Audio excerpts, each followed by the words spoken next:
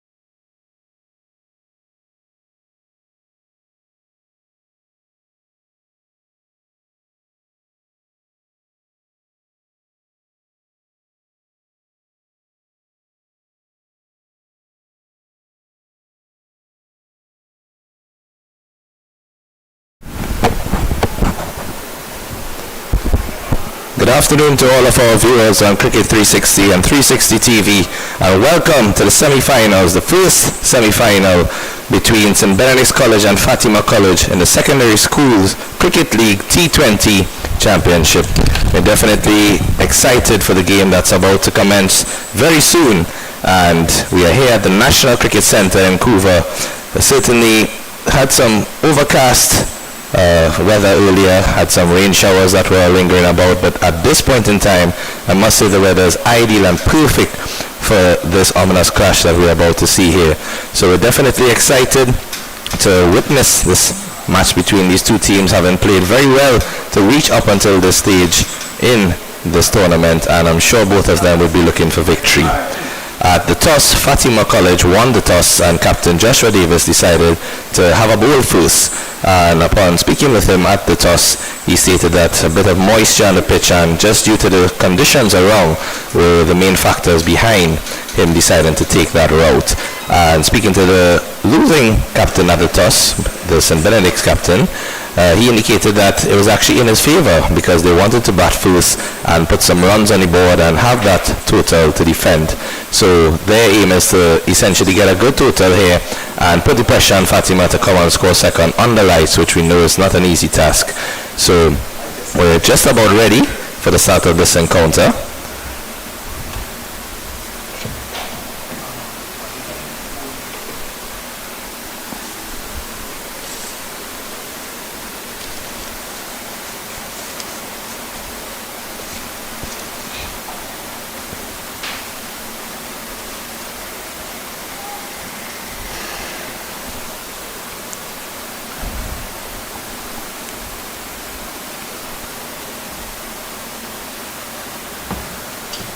It looks like Josh Telemack is going to be opening the batting for St. Benedict's College.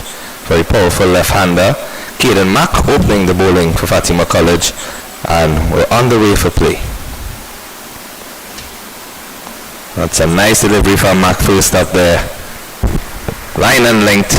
Definitely letting Telemack know that he's going to be bowling stump to stump.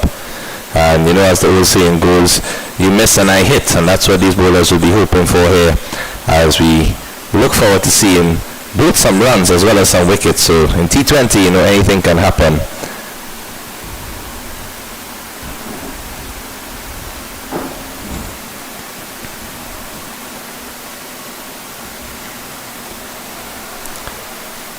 That's a nice looking shot on the offside. Oh, and there's a misfield on the boundary. That one going straight through his hands there, Isaiah Fernandez.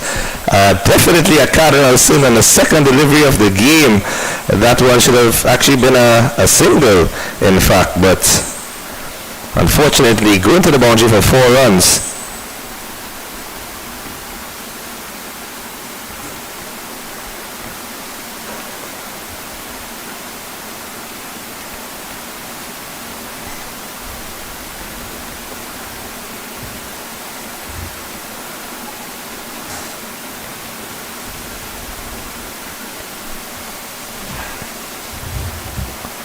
That's one angle down the leg side there. Umpire just signaling that he may have brushed the tie pad on the way down. Therefore no signal of wide. A bit of a variable start here for Caden Mack. First delivery on the middle stump line and length. Second delivery, bit loose outside the off, and third one angling down leg. So interesting to see what he comes up with in this fourth delivery here. Oh, and that's much better. Yorker length. We see an appeal here. Players looking excited. Thought that they heard a noise. May have probably been the bat hitting the pitch. But umpire unmoved. And I think that's the thing that Caden Mack be looking for there, because Teddy Mack actually walked out of his crease and yorked himself. In fact, if he maybe stayed in his crease, could have probably looked to exploit the gaps on the leg side. As we say that, we note that in the power play, first 6 overs, only 2 fielders allowed outside the 30-yard circle, and we can see Fatima have a third man deep on the boundary, as well as a fielder at deep cover, who unfortunately misfielded that second delivery. That one cut away into the offside there. No run, straight to the fielder. Score going on to 4 without loss after 4 deliveries. Not a bad start here for either team. Runs not flowing too easily, and at the same time bowlers will try to see if they can get some wickets to exploit that moisture their Captain Davis spoke about. And that's a better delivery again from Mack. Right area to pitch.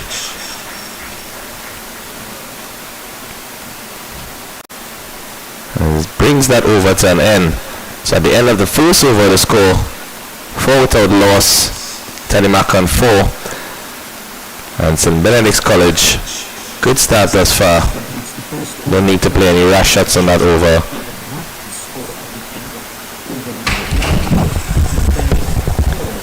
As I welcome alongside me here my fellow commentator, Mr. Ian Wason, who's also multitasking in his role of producer and assistant in the commentary. How are you this afternoon, Mr. Wason? Good afternoon, Kisha. Well, good afternoon to everyone here who will be tuning in either via YouTube or Facebook. It is wonderful, semi-final number 1 match between St. Benedict's and Fatima colleges. 2 very good teams. These teams had a mixed season in the 50 over tournament. Fatima has been keeping pace with the leaders. They have been keeping pace with the 2 presentations on Vishnu's up to a while, until they just fell off in the back end of the innings. And so the second over here, it's Adrian Mahies, from this media center end. First delivery, that delivery, flashing outside the off stump of the right-handed Bastio, other opening batter for St. Benedict's College. And as you rightfully said, Ian, definitely some mixed fortunes for both teams in the 50 overs, and also coming to the T20. In fact, the route for St. Benedict's was a very interesting one to reach to this semi-final. That one again outside the off stump. Notably, those 2 deliveries keeping them a bit low. And he's not the tallest of fast bowlers, but that actually might work to his advantage here, you know. Short with a bit of a skiddy action, getting that ball to just stay lower than expected and deceiving the batters. We know fast bowlers such as yourself here, who's tall, strapping, muscular, you know, prefer to get that bounce off the pitch. I'm not sure what the strapping and muscular part. Tall, yes. This one, a ball pitched up, attempted Yorker. And a quick single taken. It didn't look quick in the initial stages. It seemed as if Bastio was just jogging through for that one, but some good work in the field there by Captain Davis, having a shot at the stumps. I don't think the fast bowlers will have long spells on this pitch. As you know, this pitch is historically a spinner's paradise. We know by looking at it, it looks like one of those pitches in the subcontinent, dusty pitches. So we know that the Pacers are not going to have long spells. It's going to be a short while from now when Joshua Davis will introduce himself and his fellow spinners. Yeah, definitely. And Joshua has been in fine form with the ball during the season thus far.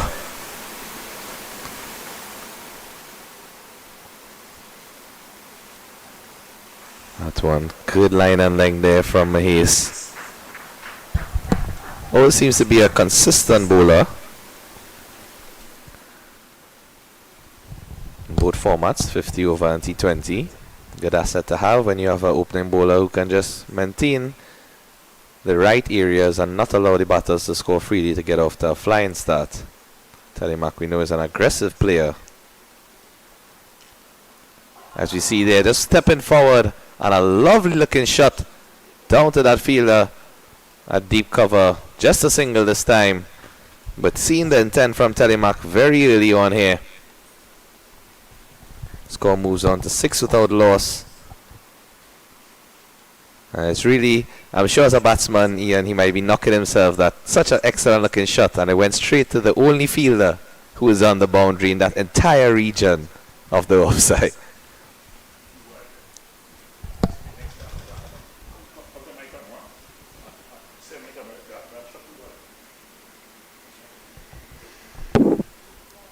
And this one again outside the off stump from Mahies. Basjo flashing for the third time in that over and missing.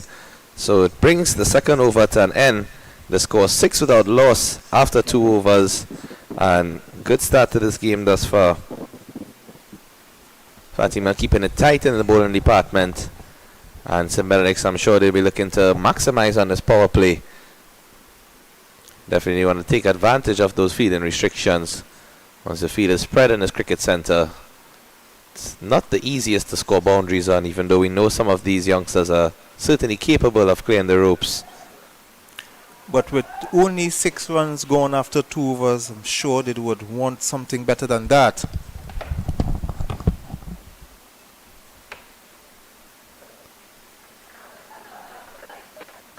That one just pushed into the offside. Single for Telemark.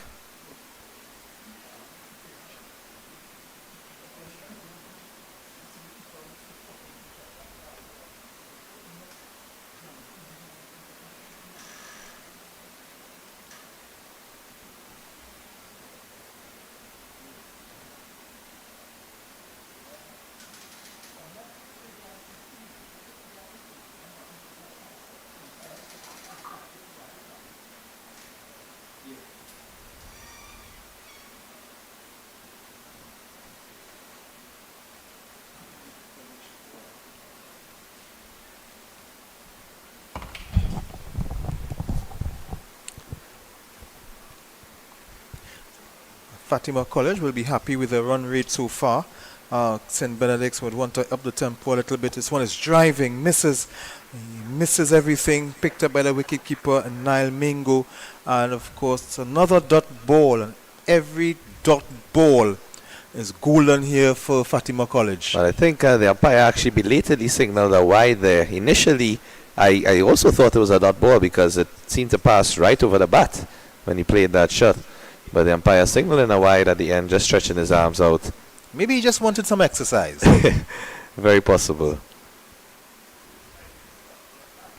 That one a bit closer to the bat, picking up the outside edge. You can see just from that delivery how quickly the ball ran down to third man, so we know that the outfield is certainly in good condition here.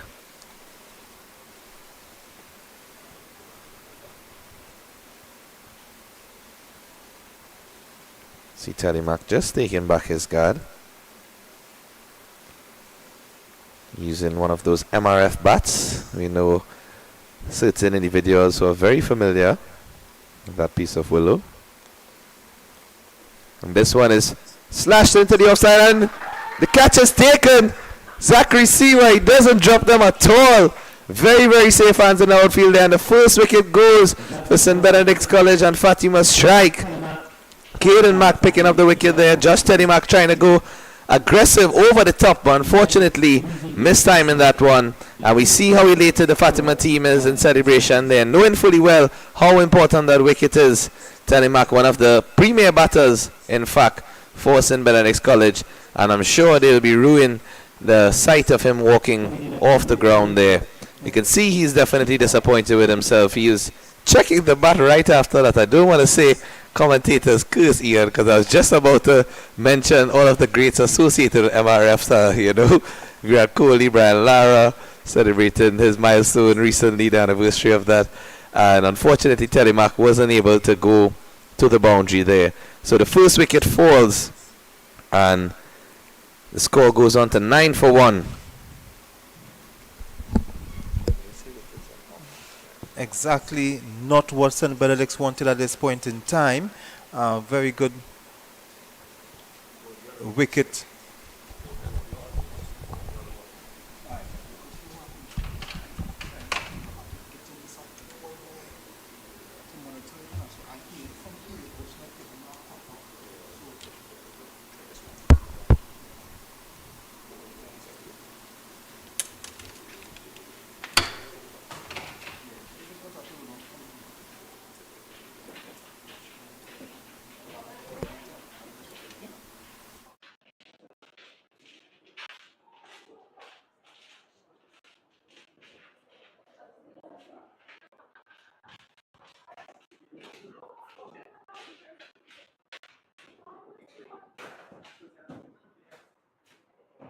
Number 3 for St. Benedict's College.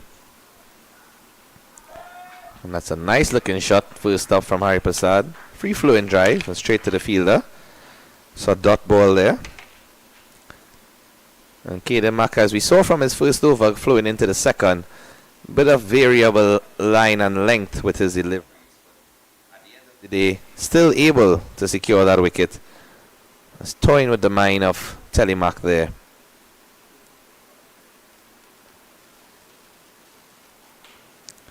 And that's again nicely lined on the body.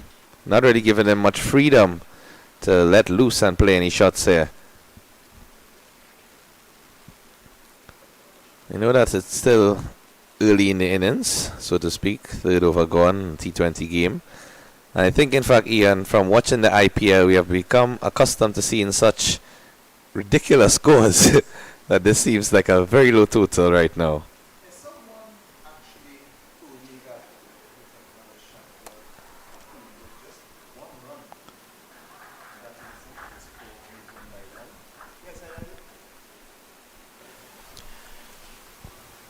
Yes, so as you mentioned, someone mentioned to me that before this CPL is over, you will see a team reach 300. I'm not doubting that. It's very possible. And at the end of the third over, the score 10 for the loss of 1. Batsman out. Josh Telemark gone for 6. Was looking really good with the shots that he was playing, but unfortunately, the one shot that he missed time went straight to the fielder. And rightfully, as you say, and the IPL has set some new trends in T20 cricket. I mean, must be a testament to the sort of pitches they're playing on as well, and the sort of innovative shots we are seeing. I mean, some of them, I don't think we even have names for them as yet. We know the helicopter shots, the reverse sweeps, but we're seeing batsmen doing all sorts of new things. This one is left alone. It's a wide, another wide that is left alone to go through to the wicket keeper. Mahis just guilty of bowling a bit too wide. And this would give some excitement, as you would expect to see some high scores in the upcoming ICC T20 World Cup to be hosted right here in the Caribbean as well as the USC. As we look at Mahis, this one is played on the onside. Yeah, I must say, kudos to Joshua Davis on his field placement here, because many of the deliveries that the batters are playing are in fact going straight to the fielders. So, seems as if he's put a plan, asked his bowlers to bowl to that field, and they seem to be executing it at this point.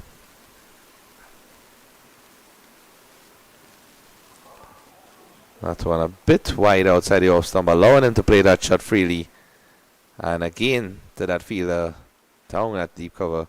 That's the skipper himself, if I'm not mistaken. Yes, taking up the role to do that sweeping on the boundary and restricting the batters just to 1.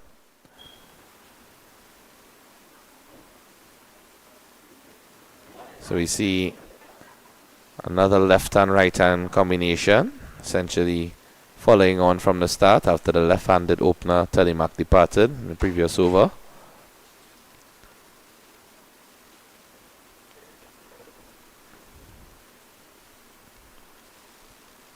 Oh, that's a good looking delivery there. Peel went up. Players didn't seem fully convinced, but still asked the question. Another dot ball. I must say, Mahias is one of those bowlers here, and that because of the pace that he's bowling with and the length and the ball staying low, it just is enticing to make you want to attack, but also deceptive at the same time.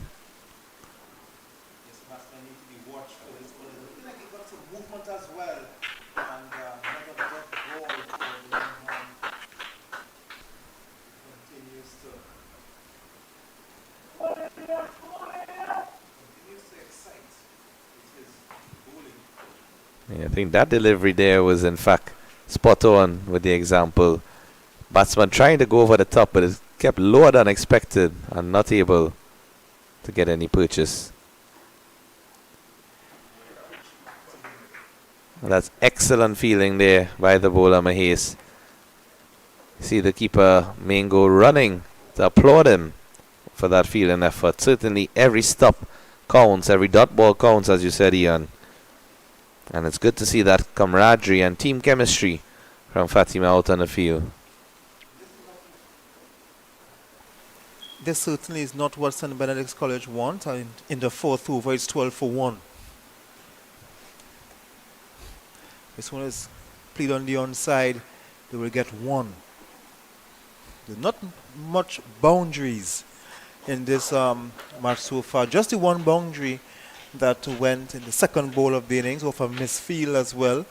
So not any convincing shots, no convincing boundaries. And it brings the fourth over to an end. The score 12 for 1. After 4 overs. 2 more overs left in this power play. I'm sure St. Benedict's would want to maximize those 2 overs and try to get some runs on the board, get some boundaries most importantly, but at the same time don't want to give away any cheap wickets. Always a toss-up in T20 cricket.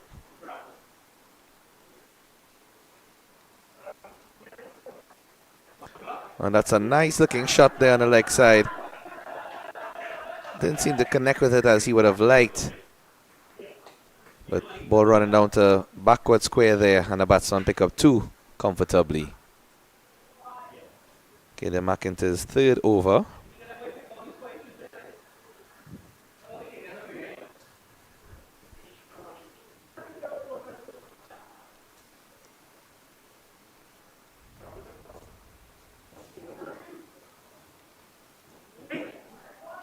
That one is pushed a bit uppishly, and I see a bit of a misfield there from Siwa. Very rare sight, I must say, after that lovely catch he took for the first wicket. Siwa is one of those players who takes pride in his fielding, so it's not much misfield you will see from him. Took that brilliant catch. He did well to hold on to that catch earlier. And we're in the 5th over. It's 16 for 1, so just the 1 over to go after this for the power play where the fielding restrictions are relaxed.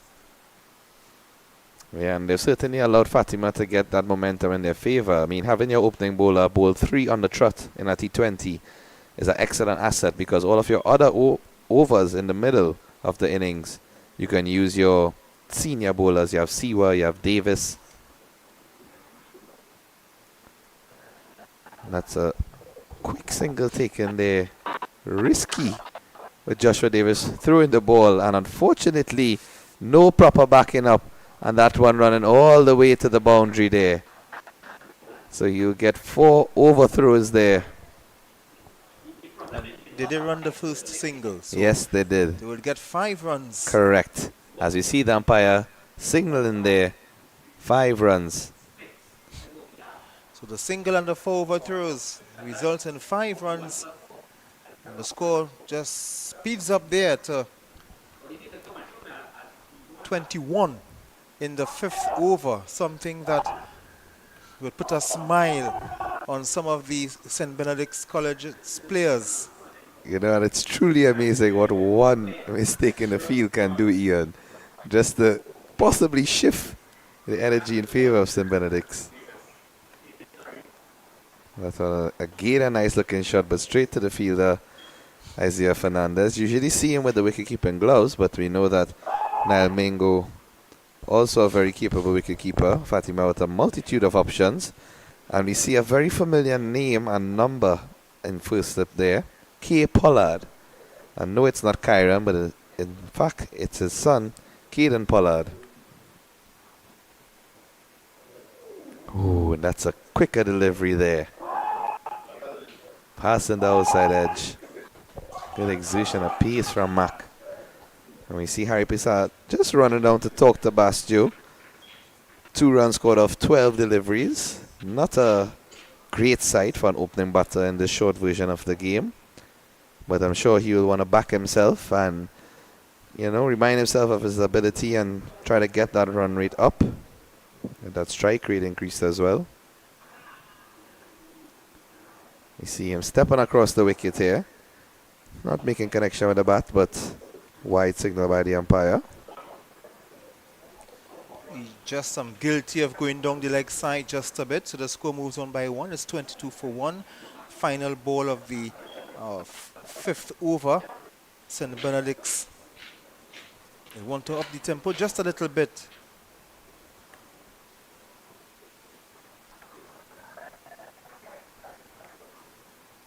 And that one, another single taken there. Close off the over.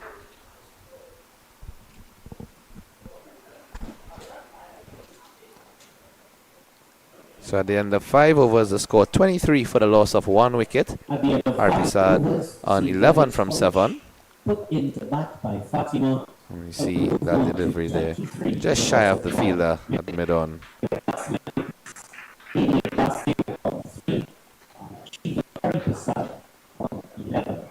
Looks like Mahes is also going to continue from this media center end. The National Cricket Center in Cuba. Such a lovely sight, I must say, to have the lights on in their glory and to see night cricket at the cricket center. You know, I think last year these games were played at the Brian Lara Cricket Academy, also a very excellent venue. But we know that NCC is the home of cricket in Trinidad and Tobago. A lot of these youngsters would play their zonal cricket, their school cricket.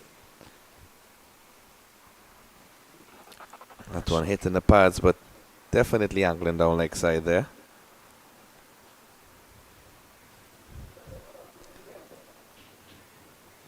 Yes, the NCC once a venue that hosted first-class cricket as well. It would be nice to see first-class cricket can return to the National Cricket Center, though. That one played into the leg side. Wouldn't get all the way to the boundary. Cross the 1, come back for 2. Looking for the 3rd. You see a refusal from Bastio there. Believe if they pushed, they probably could have gotten 3 because the throw didn't come straight to the keeper. With 2 runs added to the total. Very vital for St. Benedict's at this stage. As you mentioned first class cricket, Ian, I was just driving past Guaracara Park the other day and recall all of the first class matches that used to be played there as well.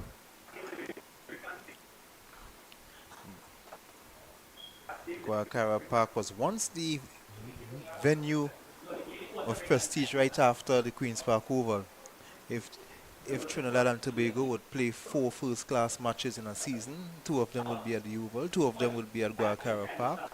I'm sure Guaracara Park had a lot of cricket played there. But now it's just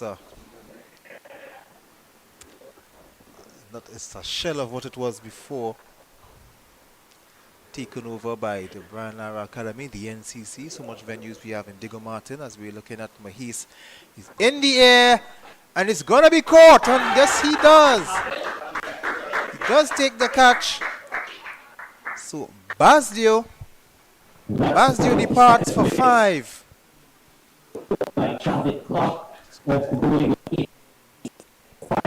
Another wicket for Fatima there. Catch taken by number 22, Javed Clark.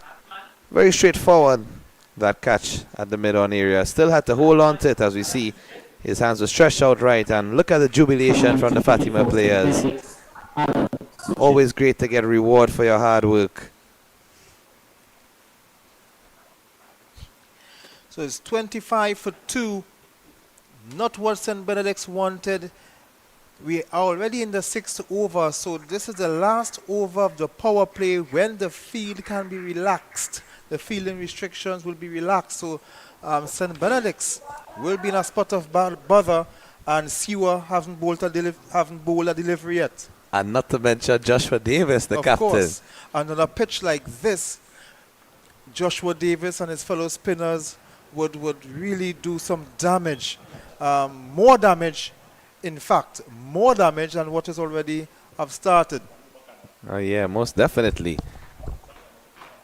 In fact, Fatima has such wide versatility within their squad that the keeper, Niall Mango, I know, in fact, bowled in a few games and actually got wickets because they have Isaiah Fernandez who can take the gloves as well. So at some time in this innings, we'll see a switch where Fernandez would don the pads and the gloves. Oh, we see a mix-up here. Appeal to the square leg umpire. And not given. That one seems like Suchit wanted to get off the mark straight away. Immediately sent back by Harry Prasad, the non-striker. And thankfully he's safe in the end. But a close call there for Suchit. See, the pressure certainly telling on these youngsters. Knowing that 2 wickets are down within the power play. Not as many runs on the board as they would have liked. But composure definitely should be kept at this stage. Still 14 overs to go after this delivery.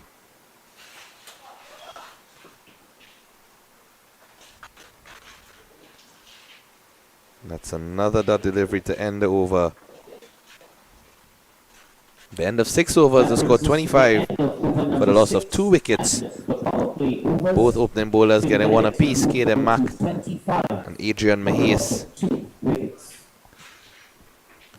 So Fatima College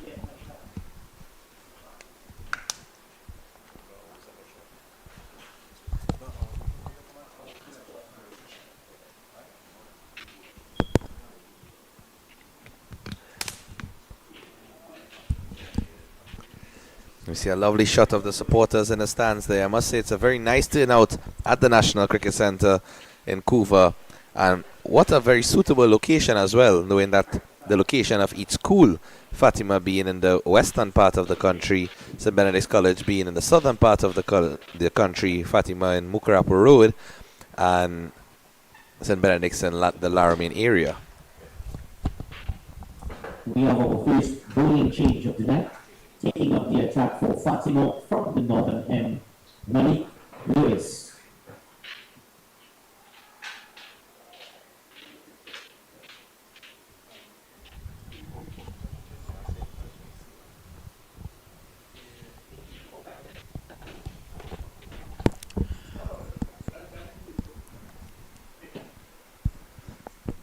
So we're going to have a bowling change. and we are going to see the introduction of some spin into the Fatima attack. It's 6 overs completed. The fielding restrictions are over. The fielding restrictions are relaxed. The fielders can go outside and spread the field, and that will be more problematic for the St. Benedict's team. They're already 2 wickets down for 25 runs. In the start of the 7th over, they need to balance between. They have to consolidate, but they also have to keep the scorecard ticking, because I'm sure that they have a target in mind. With a pitch like this, it's not going to be a big target that they would look at to set the Fatima team, because they themselves will have firepower that they would think that they can defend whatever score they put up. So Malik Lewis into the attack, and that first delivery, that's such a lovely shot there, I must say. A very late square cut played, in fact, by Harry Prasad. That one runs all the way down to the boundary for 4 runs. No chance for the fielder as that ball sped along the carpet at the National Cricket Centre in Couva. Great start to the over, Ian. Just as you were mentioning that, they don't really want to let the pressure build in terms of playing out any unnecessary shots. But my oh my, that was a beautiful shot there from a left-hander. Yes, that was a beautiful shot from the left-hander. He gets off the mark immediately, gets on 4. That In one. fact, that was high percent went on to 15. Sushet still yet to get off the mark. I beg your pardon. So it's 30 for 2. Malik Lewis, who has had a very good season so far, drives in the air.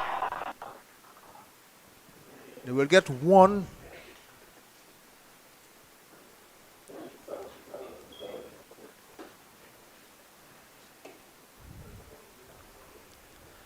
So the score will move on by 1 to the 1 for 2. So we can definitely see that Harry Prasad is one of the few batsmen. I mean, we've only seen 2 dismissals thus far, but he's been able to connect the ball much easily than the others. This one down the leg side there, wide ball, signal by the umpire. And you see what that 4 off the first delivery did here, and put a lot of pressure on Lewis, who is usually a very contained bowler, doesn't really give away any extras or loose deliveries. Lewis is a very capable all-rounder, very handy with the bat as well. As this one is driven to Zachary Siwa in the middle of position, they will get no run.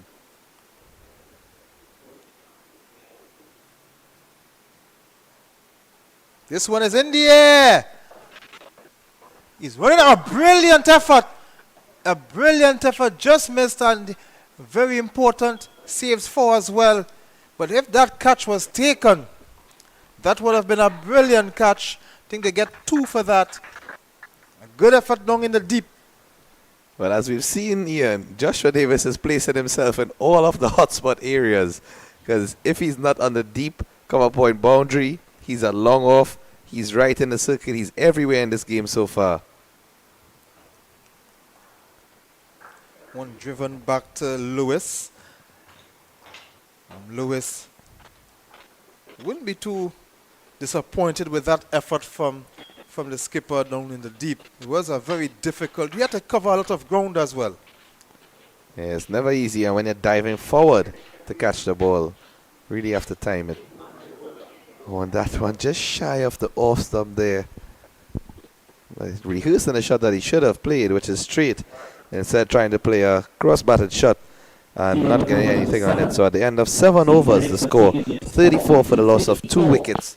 St. Benedict's College certainly would want to increase that total at this point in time, as we see a change in the bowling from the media center end. Looks like it's going to be Zachary Siwa taking up the attack. So with the arsenal of bowlers that Fatima has, you know, it really is something that would be in the back of the St. Benedict's batters' minds, because they will be telling themselves, well, which bowler can I freely score off, if it is they still have other bowlers to come who have such a reputation to precede them. Still have Joshua Davis himself, the skipper, to come on. This is the 4th change. You see all of the supporters coming into the stands there, even more supporters as the minutes go by.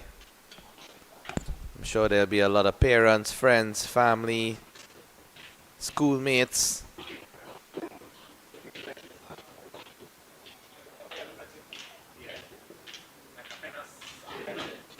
And Siwa gonna take up the attack from this media center end. And Harry Prasad facing 16 off 9.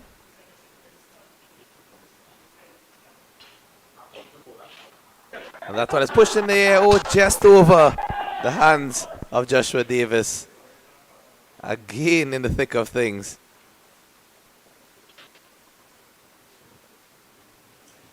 And the batsman seems to have just gotten one short being signaled by the umpire, in fact.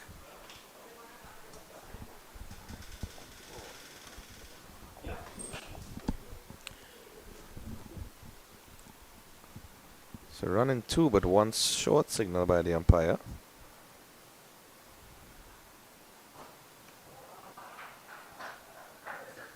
This one is driven to long off for 1. St. Benedict's batsmen not doing themselves any favors with that one short.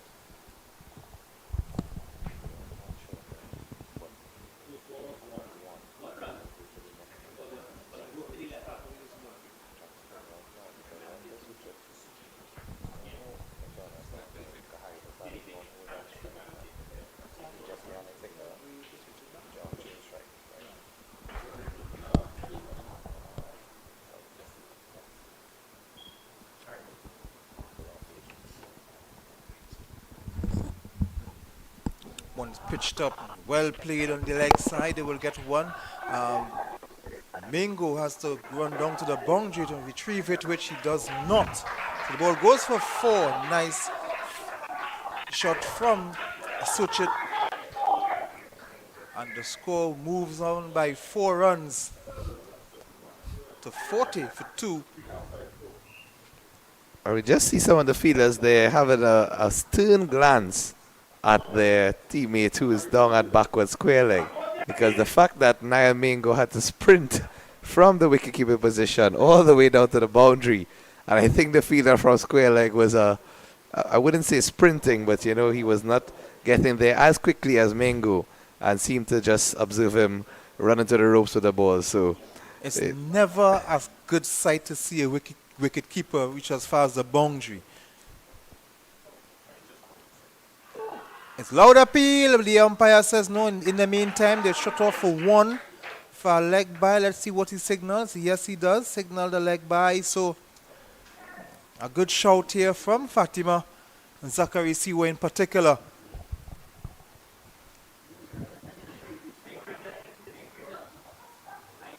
yes, definitely, as you mentioned, wicket keepers sprinting down for the ball. I remember Dinesh Ramden, who was one of the quickest keepers, in fact, and he used to love to just take off his gloves and sprint anywhere around the field to get to it first.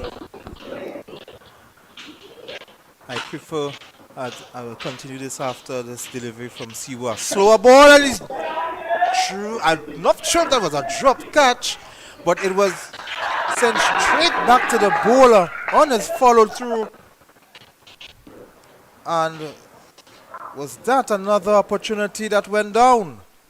I just want to take a look at that replay there, Ian, because certainly that ball was traveling very fast indeed. And you can see Siwa with that slow delivery seems to have just grazed his fingers. It seemed like it just got his fingers to it. But I think as he tried to go for 2 hands there with the cupped position instead of just sticking out his left hand, probably caught in 2 minds there, Siwa, but good effort nonetheless. It was a brilliantly bowled slower ball, as well as this follow-up delivery goes to the wicket keeper. And it's the end of the over. After 8 overs, St. Benedict's College sent into battle 43 for 2. St. Benedict's have moved What along would to you see 43. as a good score on this wicket, as in relation to what the score is now? 6. 100%.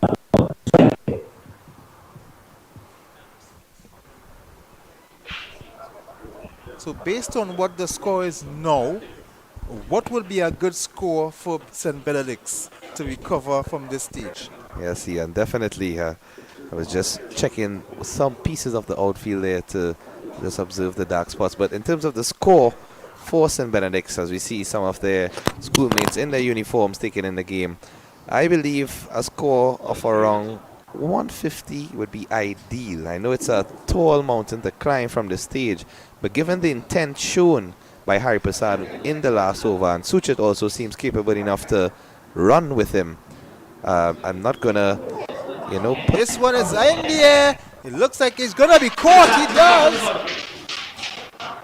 That's an excellent catch there taken by Isaiah Fernandez. Out in the deep, we see a bit of a celebration there as if he's feeling cool. But that one, I must say, made up for the fullness of this field where the ball slipped past him and went for 4 runs in the first over. Of the bowling of Malik Lewis. Just as when you said that 150 would be a good score, you lose the 3rd wicket, Kishav. And Now this is very New batsman difficult for here St. now Benedict's, for St. Benedict's skipper this Jaden to come John. back from this stage. Because you're asking them to score 107 runs in about 12 overs. Now with 3 wickets gone, it's going to be difficult, especially on a track like this when we expect the spinners to continue. We still have Joshua Davis to come on. So it's going to be difficult. It's going to be extremely difficult, but let's hope that the St. Benedict's batters yet to come on. They can rescue this team. They need someone to play a good hand. It just takes one batsman to have one good over. One good over.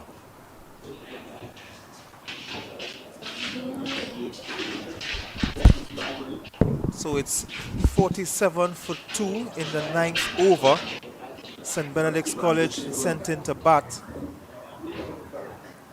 So Malik Lewis getting his first wicket today.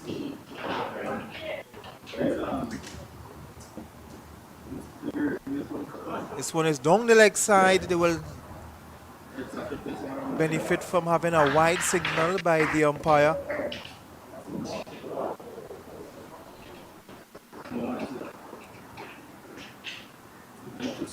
So Malik Lewis will go again. Another dot ball. They wanted to get off with a single, but they quickly changed their minds.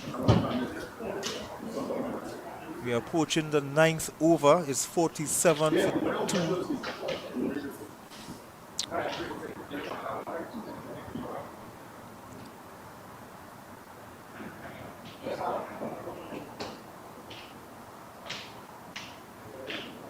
This one is played on the leg side. A shot off for 1. Mingo retrieves, but well back. No, it isn't backed up properly. They get off for the extra run, the overthrow. So they move on by 2 runs as St. Benedict's College are fighting their way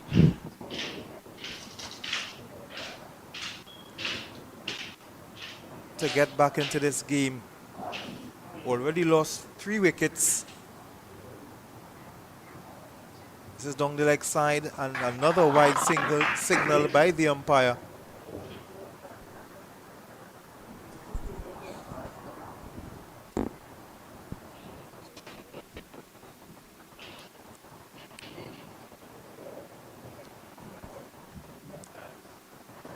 Another dot ball here from Malik Lewis.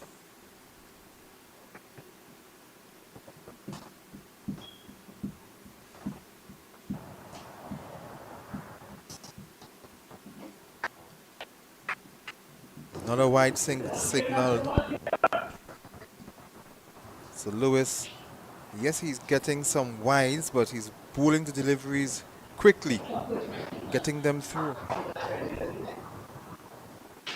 Loud appeal, and in the meantime they would run for a leg by.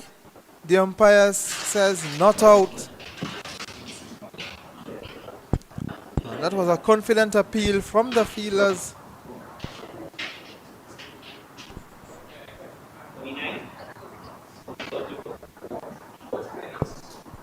Lewis around the wicket.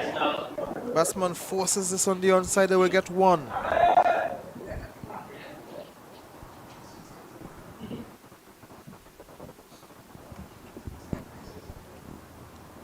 That single brings up the 50 for St. Benedict's College. At the end of 9 overs, the score is 50 for the loss of 3 wickets. That's the end of the over.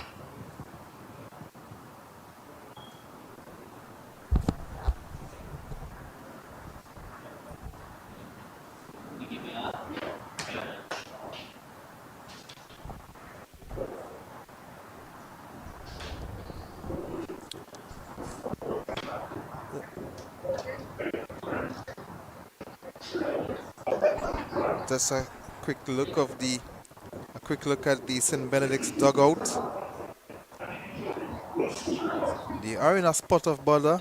They need at least one batsman who can up the tempo. There's a change of bowling here, so Zachary Seaver just getting the one over. It looks like Joshua Davis, a skipper, is coming into the attack. We're looking at Seaver going down to the long off area, long off boundary. Taking up the attack for Fatima College from the southern end. So Skipper Joshua Joshua Davis Davis. has introduced himself early.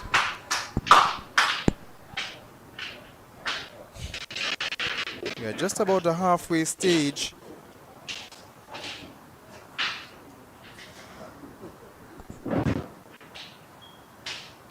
Joshua Davis. And he's bowled!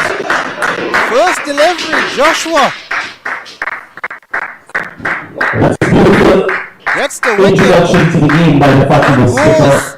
He has to go back to the pavilion. Next up, brilliantly with bowled. his first delivery. St. Benedict's had all sorts of problems now. Hari Prasad, sorry, I beg your pardon. Hari Prasad goes for 20.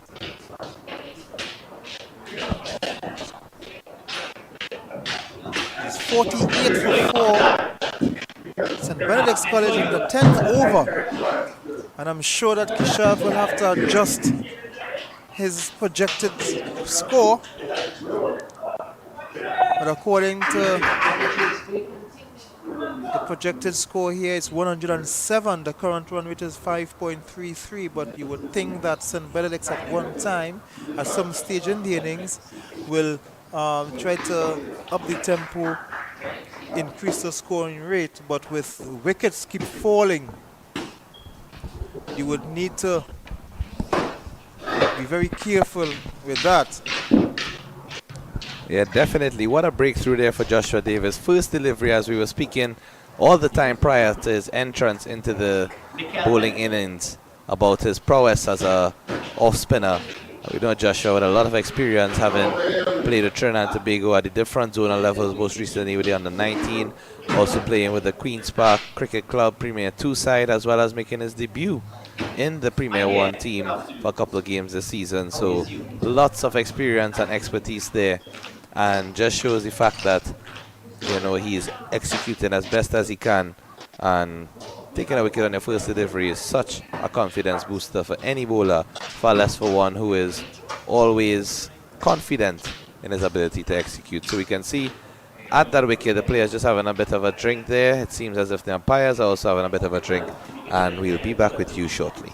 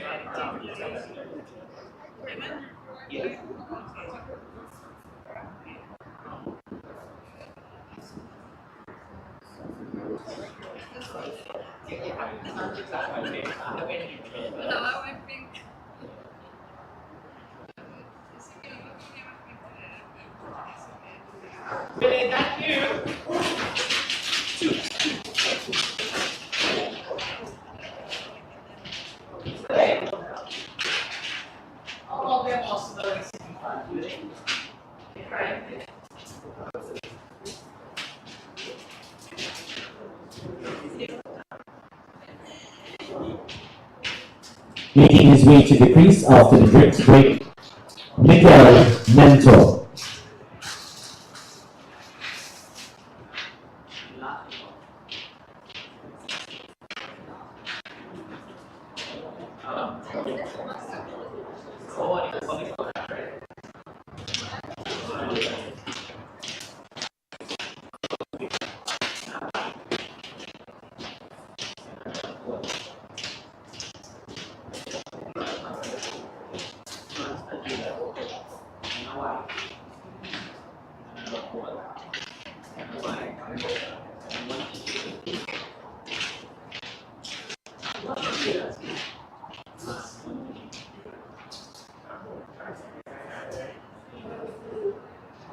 So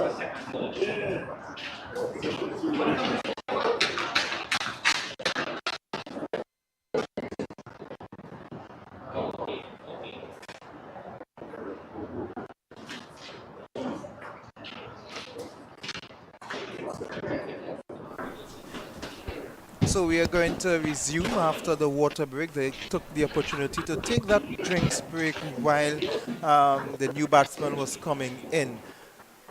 So Joshua Davis getting ready, just making some adjustments to the field.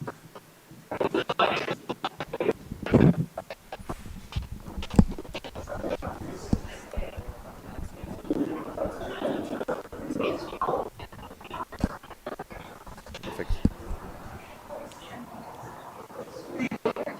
Go straight through him. They would run for one. They would come back for the second, but the ball will go to the boundary. So it's 4 runs. Waiting to see what is the signal, which is byes. So it's 4 byes. So Mentor yet to get off the mark as the team will benefit from the 4 byes. Joshua Davis will be at this stage taking a wicket with his very first delivery.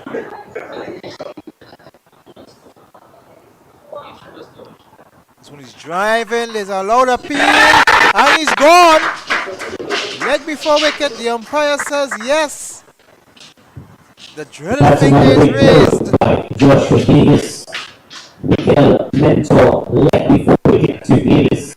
And another wicket, the 5th wicket. So St. Benedict's College is gone. So Fatima in control, and based on what we are seeing, it's going to be a very small target for them if someone does not come and put his hand up for St. Benedict's. You can see the jubilation by this team. Came all the way from Mocrapo Road in Port of Spain. Half of the St. Benedict's College players are back in the hutch. They too had a very long drive from La Romaine in South Trinidad.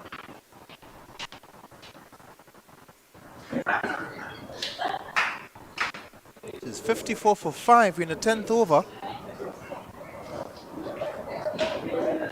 Joshua Davis, 2 wickets and 3 deliveries. And he's bowled!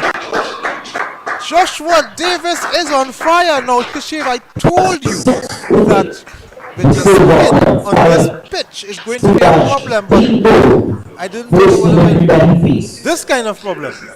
Literally, I mean, I was just silent for the last couple of deliveries in awe with what was taking place there. I mean, from after the 4 byes, you know, I didn't think that would have faced Joshua. But look at that delivery, a classic off spinner.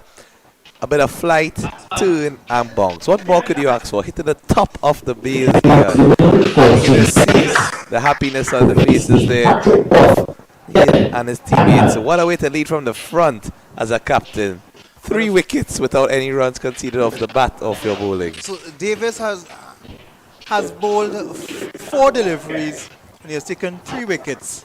And of course, he has a lot of experience because he played this season. He played with the Queen's Park first team in Premier Division 1. So he has a lot of experience. He played against some of the best players in the country. He would have been playing against the likes of Power Gen, Central Sports and these teams. So he's facing and bowling to these players. So he's had a very good season. Right now, I think he's with the Queen's Park Division 2 team playing in the 50 over division because of course you can change the teams as you move from competition into competition, and he's doing quite well. Siwa is another player who would have played with the Queen's Park Division 2 team and also doing quite well there, so he's really showing his experience in this match. 3 wickets in 4 balls. Yeah, I mean, really and truly, when you are allowed to play that high level of cricket amongst the best in the country, it can only elevate your game and you can only improve. That is once you have the right mindset, which certainly Joshua Davis has. I mean, his family is a cricketing family. His father definitely a very fervent coach in Queen's Park, always working with youngsters. So let's see if he can complete the hat trick. He has got 2 balls, 2 wickets, and let's see if he can complete the hat trick. This is a hat trick ball, and possibly 4 wickets and 5 deliveries. Left-hander and strike.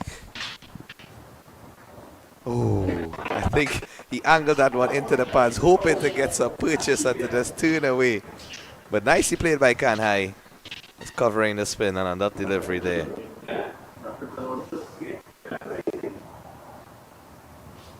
He's driving. Ball peel off the edge of the bat. They will get 1. They will come back for 2. Siwa fields the ball and they will get 2 runs. So that's the first 2 runs coming off the bowling of the skipper, Joshua Davis. And at the end of 10 overs, the score 56, loss of 6 wickets. So I believe at this point, Ian, the projected score will have to certainly take into account the amount of wickets. And we see there at the bottom of the screen, based on the current run rate, 112 is what they might achieve if they continue in this vein. But I think at this point, once they can get over 100 and get runs on the board, they will have something to defend and to work with. Even mentally, just getting over that 100 mark is very important, because once you are below that 100 mark, you just think to yourself that you have a advantage over the other team. As we see, Siwa is going to take up the attack from the Attobolden Stadium. So there's no letting up. Now Joshua Davis brought himself on for 1 over. He replaced Siwa, who just bowled the 1 over from this end. So Siwa is switching ends. He's going to bowl from the northern end, but of course I am sure that Davis will continue from the southern end.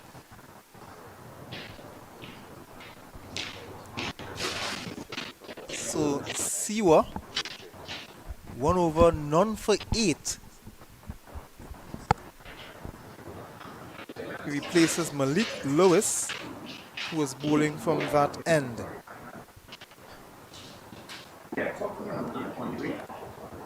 This one, well played, hustle for 1, so you move on by 157 for 6. Just started the 11th over. Now, one of the positives for St. Benedict's is that their skipper, Jaden John, is still at the crease. In fact, he's new to the crease.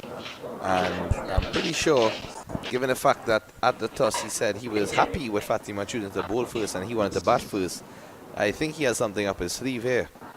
And 10 overs to play with still, so by all means, you can still get a decent total on the board. So it just looks like it came off the thigh pad. Mingo was going to throw the ball, but probably hesitated just based on the fact that there were 4 overthrows previously in the innings and not wanting to risk the chance of that happening again. So leg by added to the total, and it brings the skipper John on strike.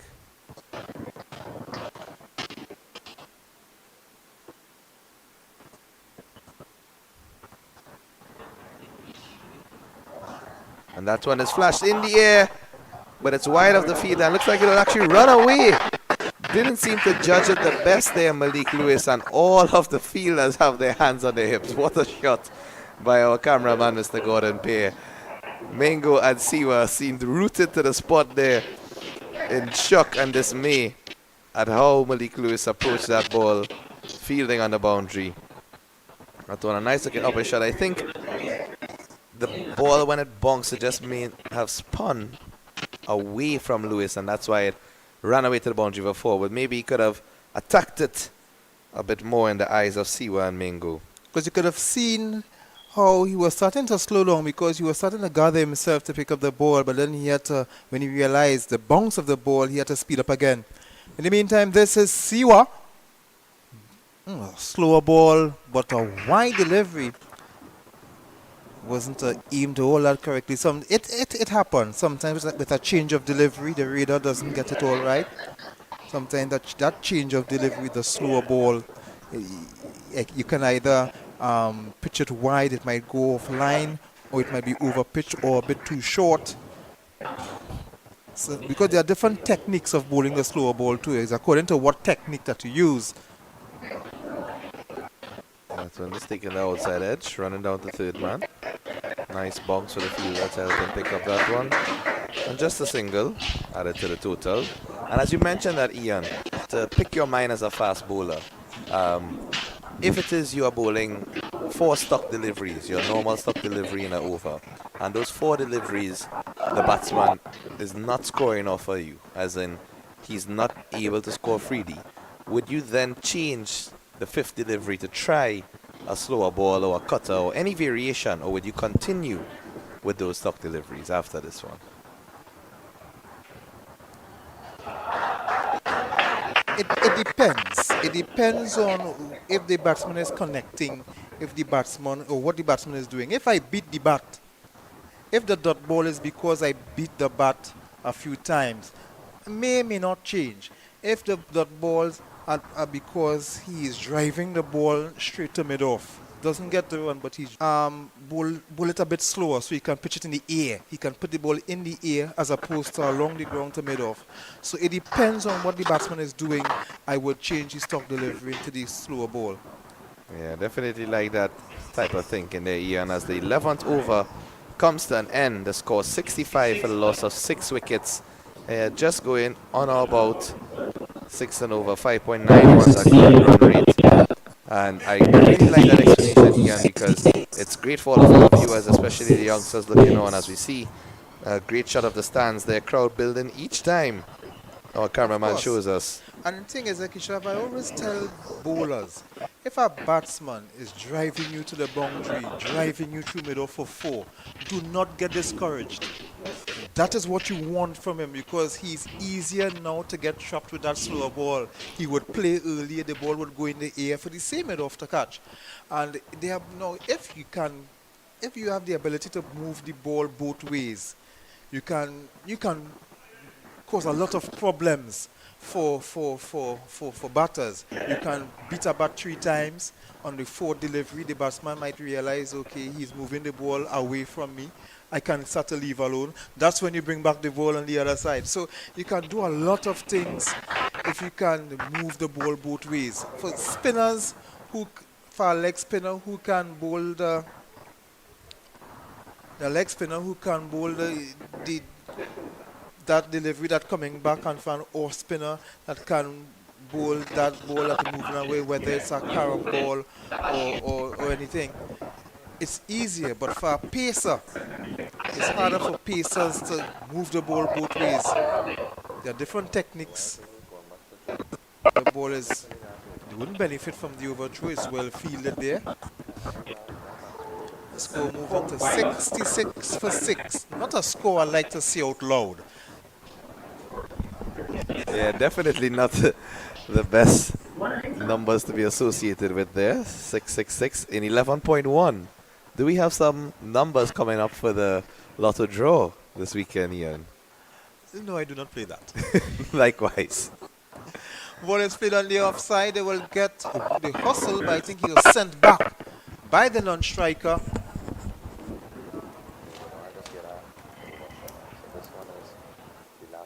So another dot ball. Joshua Davis, 3 for 3 off 1 over and 3 deliveries.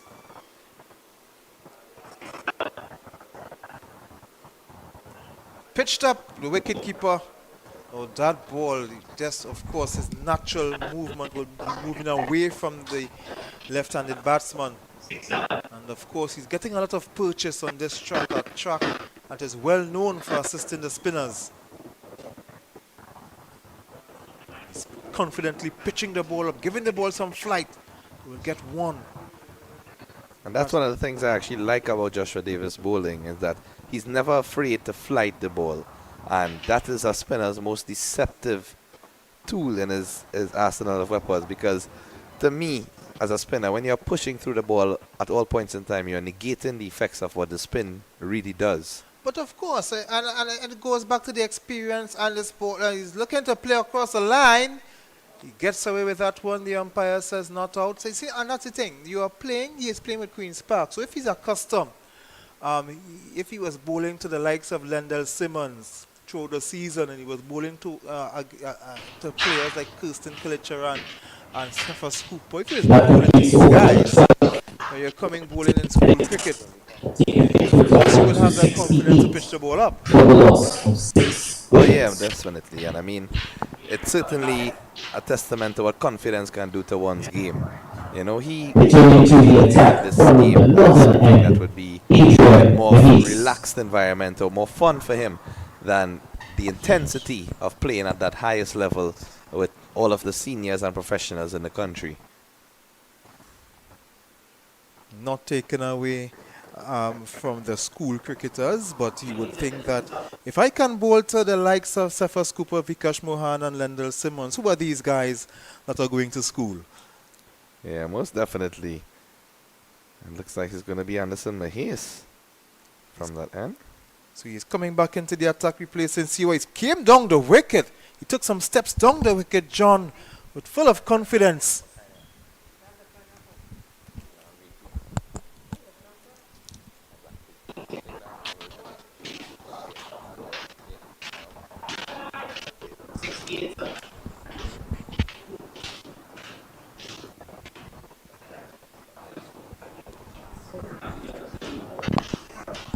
With all the confidence, he came down the wicket, was still a dot ball. He didn't get to pace that field. This is Mahis around the wicket. He's stretching for that one. The umpire says that's not a wide. So it's a dot ball for Mahis, who comes back into the attack. 1 for 6. And this is his, what, 4th over? Yes, indeed. Into his 4th over and had an excellent spell thus far.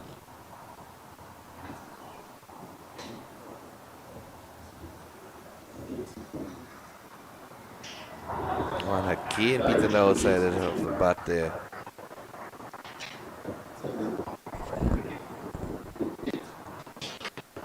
You can see the skipper just going down to talk to the batter. Just have a word to reassure him.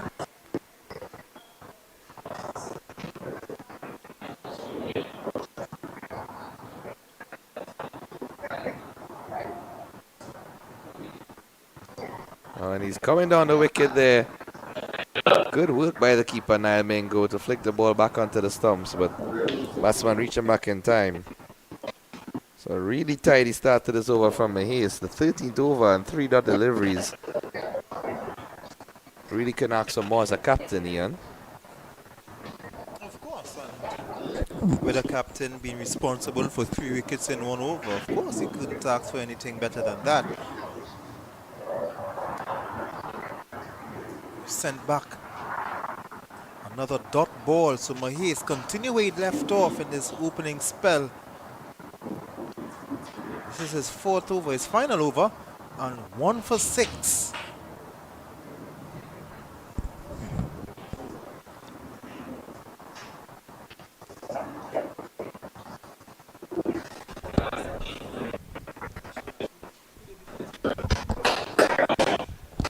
So St. Benedict's from last week's high of beating the newly crowned champions in the 50 over presentation Shogunas, which a lot of people would have seen as a big surprise. They won a high last week, and they have Fatima seems to be bringing them back down to earth.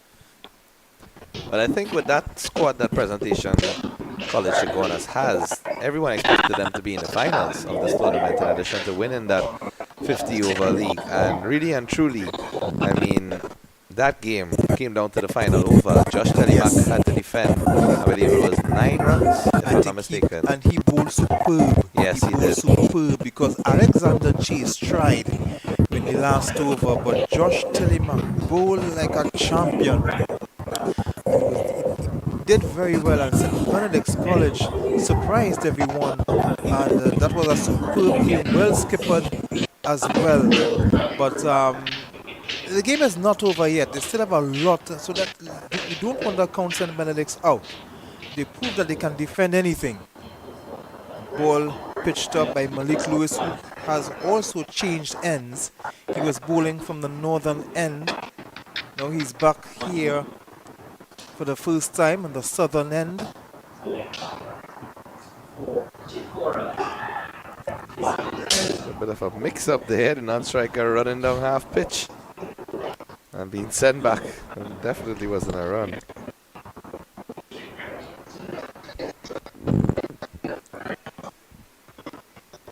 So Malik Lewis, 1 for 15 in the air, and it's dropped safe.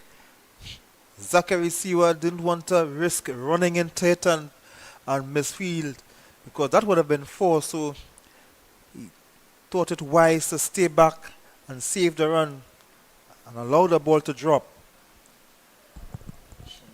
Many times you see fielders running in, attempting the catch, and sometimes the ball ends up going for 4. This time the ball played down to long on.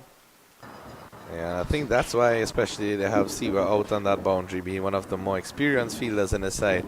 As you mentioned, Joshua Davis playing at high levels of cricket. Zachary Siwa as well has in fact been a fixture in the Queen's Park Cricket Club Premier 2 team, and in fact just over the last couple of weekends scoring consecutive 50s. Yes, consecutive 50s. You know what an excellent youth talent he is here, Siwa, and really want to see him continue in that vein and to continue succeeding in all aspects of the game. And there are a lot of the players here in the school cricket are playing at high level. Another player who has been playing Division 1 cricket is Riyad Mohammed. He's playing with Victoria, although not doing Victoria, struggling in the 50 over tournament so far. So St. Benedict's College after 14 overs, 71 for 6. And Victoria has been struggling, 4 losses on the trot. 3 of the 4 matches they were bowled out for less than 100. In the last match they were bowled out for 23. So they have been struggling a lot. But Riyad Mohammed still has the experience of facing these bowlers. So he's getting to face the likes of Terence Hines. He's getting to face the likes of Kari Peer. He's getting to face the likes of Uthman Mohammed, Imran Khan, and these guys. And so it will always do well for them. Yeah, definitely, and also Jason Agard. He's also playing for Been a Victoria. predominant fixture in that team, and both of those guys will be featuring tomorrow evening when Presentation College San Fernando comes up against Vishnu Boys Hindu College, and that one is going to be a cracker as well, you know. That was Andrew Rambaran for Vishnu Correct. Boys. He's playing with Mary Boys. And he has been performing really well this season, and must say getting He high did. praise from all of his teammates as well in terms Yes, of his he had- attitude he had and yes. discipline to the Yes, game. he had a very good season with Mary Boys.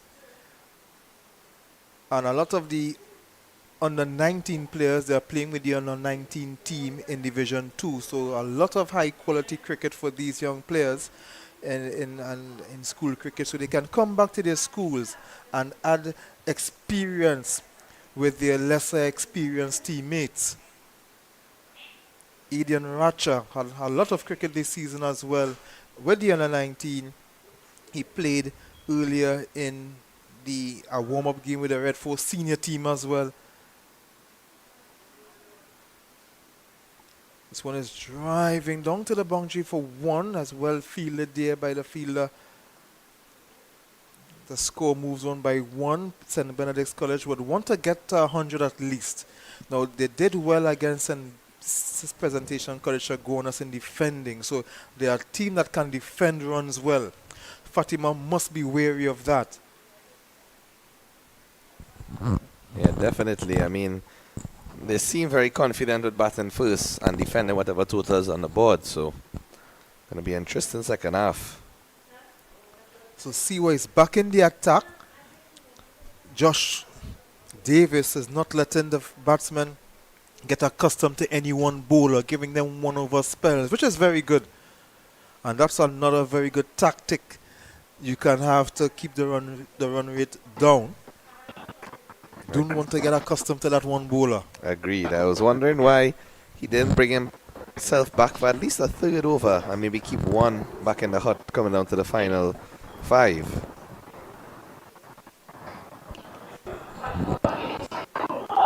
That one pulled away to the leg side. He'll come up with a second, or was he sent back? He'd get 2 runs in the end. He was sent back for the third. Yes, indeed. A big part of the ground that, so maybe he was contemplating if he could have tested the throwing arm of the fielder. And it is also important too that you want to run the first one hard and put the fielder under problems, under pressure, because you can force the fielder to make a mistake. I'll give you something that I saw a couple seasons ago after this delivery from Siwa.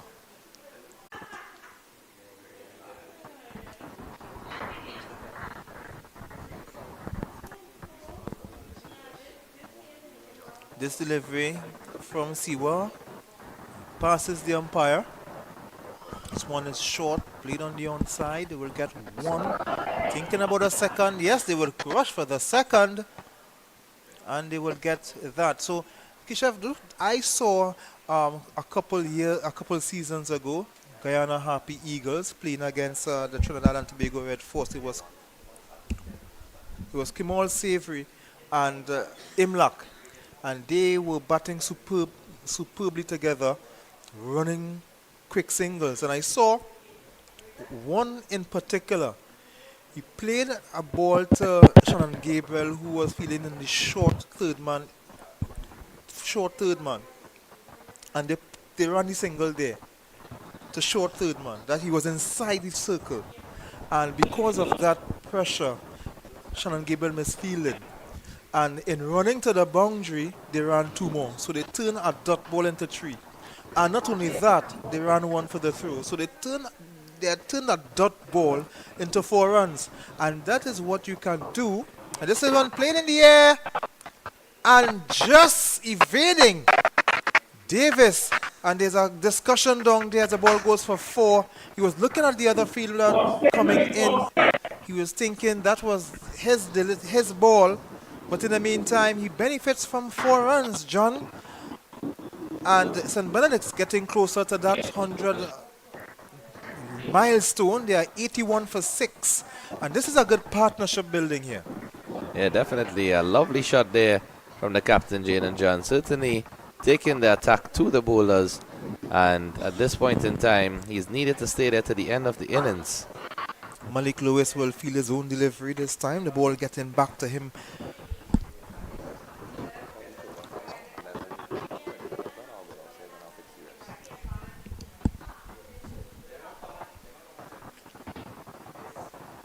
This one is flighted. Driven for 1. It's loud. He had to run back quickly for that. It was a very good throw. It was a loud shout there. But in the end, they hustle for 1. And this is what you want to see from the batsmen. If the boundaries are hard to come by, you can run the 1s and the 2s and turn the dot balls into 1s, turn the 1s into 2s. And get the scorecard ticking. Because just like that, it's 82 for 6. Yeah, definitely. I think Fatima sort of loosened the grip a bit, Ian. That's why I was asking why Joshua Davis didn't come back for a third over on the trot when he had that momentum. And granted, it's good to rotate your bowlers and to not let batsmen get accustomed. But if you're getting 3 wickets in 1 over and they're not scoring off for you, why not take a third? I would have, and that's a good statement you have made. And this one is penetrating that infield. They will get 1. They come back for the second. And that one struck powerfully there to Caden Pollard. Let's hope that Pollard can replicate what his father does. Oh, that would be very exciting to see. In fact, I'd love to see him open the batting. And he's got to the wicket this time, Lewis. Certainly, square leg. Umpire now raising his finger, but the batsman already started to walk before that even happened. And that one staying low, turning, and good glove work there from Nyamingo in the end. can see the celebration of the players as they take a drink of water as well. Coming down to the last few overs there, and that one you can see more than enough time for Niall Mingo to break the stumps there. So another wicket goes down for St. Benedict's. And bowler Nick Lewis stumped Niall Mingo. So it's 84 now for 7 wickets down. And just when St. Benedict's were getting back into the game, this wicket would come to stop the flow. Not what they really wanted, because they were going quite good at that stage. They were doing that recovery work quite well, getting back into the game. But in football, we'll call this wicket against the run of play. Yeah, most definitely. I mean, we were just mentioning the partnership. In fact, the graphic on the screen highlighted the partnership between these two, reaching to on about 30 runs, which was the highest for the innings. And just on that delivery, unfortunately, trying to be a bit too aggressive. And it's one thing to note, Ian, when you are chipping to a spin bowler, many times you see persons chipping and losing their shape, losing their balance. Their head would go in the air, and naturally they would miss the ball. But as I recall watching videos of Lara and Tendulkar and those batsmen who love to use their feet. And Carl Hooper. And Carl Hooper, can't forget. New batsman in Jabode. That one didn't seem to get any bat on that. Let's see if the umpire signals anything. No signal given, so maybe a bottom edge there. He gets off the mark. And that brings the 16th over to an end. So the score 85 for the loss of 7 wickets at the end of 16 overs. Yes, and you were talking about looking at some videos of batsmen who the wicket to spinners. You mentioned 3 big players, Sachin Tendulkar and one of those things that they always maintain when chipping down the wicket is balance. As if they would chip, but they would stay in that batting stance, that batting position while chipping. And it just makes things so much easier for when they reach the ball. In fact, you'll see times where they chip to the ball and not even play an extra shot. Sometimes even defend, because they would respect the ball and the merit and realize that, okay, I'm not willing to give up my wicket just because I chipped to the ball. You know, not every time you go forward means you have to go swinging. But it's all about sensible batting there. I'm not sure what happened there, and doesn't look like Joshua Davis is happy. He was going to bowl, but I'm not sure if... I'm confused, because we have him as bowling 2 overs. So we know he has 2 overs to go. So I'm not sure why he wasn't allowed to what was said there. And when he took the ball from the umpire, he didn't look pleased. So we'll have to try to get some information on what actually transpired there. So Zachary Siwa would continue. He'll bowl his 4th over and wicketless for 22 runs so far. Usually he gets a lot of success in his bowling. One beating the batsman picked up by the wicket keeper. Yes, and going back to that chipping down the wicket, I'm not a chipper. I don't like to chip down the wicket. But when I do, I make sure the ball cannot pass me. So if I have to use the pads, the ball must not pass me, because if the ball passes you, don't even look back. You just keep on walking. So again, as I mentioned, you have to keep that shape. You don't want to lose shape, because you will be a goner. And he's gone! The umpire raises his hand. I myself was a bit surprised. To me, the ball looks like it was over the wicket. Let me look at that replay again. But another wicket goes. It's 85. I must say that one here is a bit high. Let's struck the batsman. Also the line of the delivery. In fact, they didn't even hit the bat. I am stumped. We know talking about catch coming down the wicket, but I am stumped. This is the first time I've seen you stumped off the field, Ian. But I must say, that one certainly a bit of a shocker there. Then again, the umpire has the best view on the field and the best standpoint. So Yeah, we are not going to question him, but it's 85 for 8 nonetheless. Zachary Siwa, just as when I mentioned that Zachary Siwa gets success in his bowling, he gets a wicket. So I wouldn't say this is a commentator's curse, it's a commentator's blessings. and I know you have those powers certainly within you. Always great. I'm sure Siwa would appreciate that as well. As I witnessed previously when you called the wicket when Aidan Ratcha was bowling when we did a secondary school game last year. And so said, so done. So it seems you have a knack for fast bowlers and indicating what's going to take place. And I did remember too. I remember that game, as what you're talking about. So let me keep my mouth shut for the rest of the for the rest of the innings. New batsman in Lal Chan. Slashing at that one outside the off stump. It's 85 for 8. Zachary Siwa 1 for 22. St. Benedict's College in a spot of bother. That is an understatement. That wicket after that partnership going good, and just like that, it brought another wicket. So St. Benedict's, when it looked like they could have stretched about all 120, 130, now they're in danger of not making 100 again. And that one again beaten Lalchan outside of the off stump. I think he tried to just dab that one down to the third man area there. I think, as you can see, Siwa maintaining that line. 3 out of the 4 deliveries in this over, he has bowled in that same line and length and beaten the batsman outside the left hand.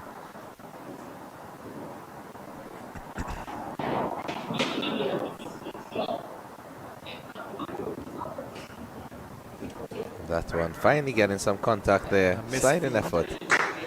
Misfield doesn't result in not because it was a backup right there.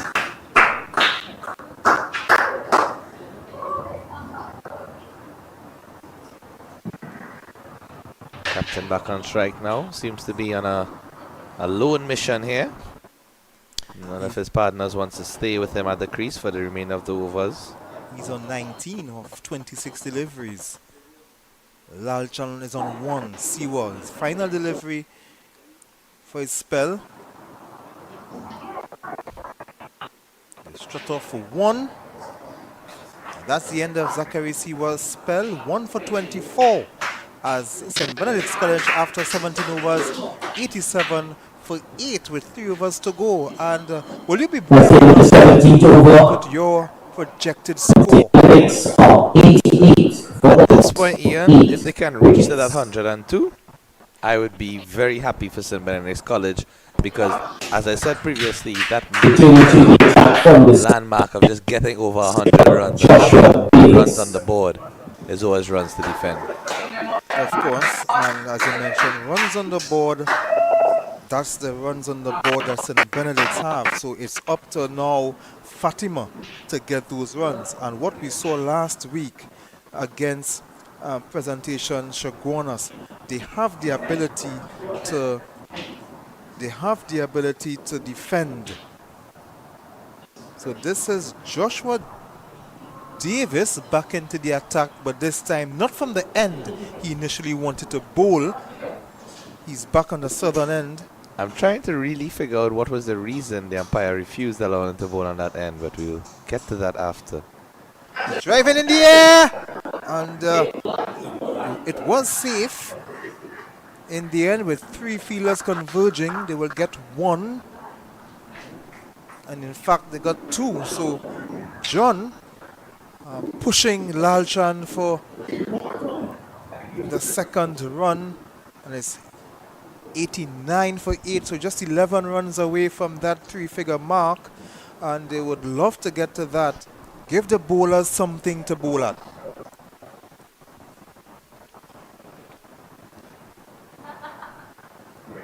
Oh, fly turn and bounce there again. Lovely delivery. And as you said, I mean, at this point, 16 deliveries left in the innings. By all means, 11 runs to get. Just take your time and get to that landmark. No need to really try and unnecessarily accelerate at this stage. I don't think I've seen, and this is a reverse sweep. He's appealing that one, and You see a bit of a Superman effort there from Nyamingo. but my thing is, why did he try that reverse sweep? 8 wickets down, you don't want to take unnecessary risks. The ball is full, just come forward on the front foot and play it back. Why would you want to play a reverse sweep to a ball that it wasn't a bad ball, Kisha? I was not about to say that. I haven't seen, and this one is long to go. To come back for the second, and there's an appeal for the run out. The umpire says no, so they complete the second run.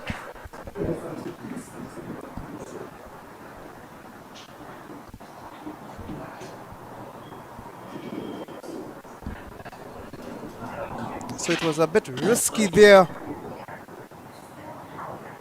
The captain definitely wanted to maintain the strike, sending back Lal Chan when he's looking for 3. Pushing that on the onside, we get the short third man. There's an appeal there for run out. The umpire says no. In fact, Looks like he sent him. Has he? That's the fall of the 9th wicket. And chairs and a Larcher, batter walking back towards the pavilion. with the throw from Davis into wicketkeeper Nyamingo. Fatima losing their 9th. Sorry, St. Benedict losing their 9th he wicket. was mad. So he did try to put his hand up. 22. Definitely. I think from the angle we were looking at initially here, we didn't see when The last batsman broke the stump. So we didn't see the confirmation from the umpire to give that final verdict. So 9 wickets down, 91 runs, and Benedicts are in danger of not getting to 100.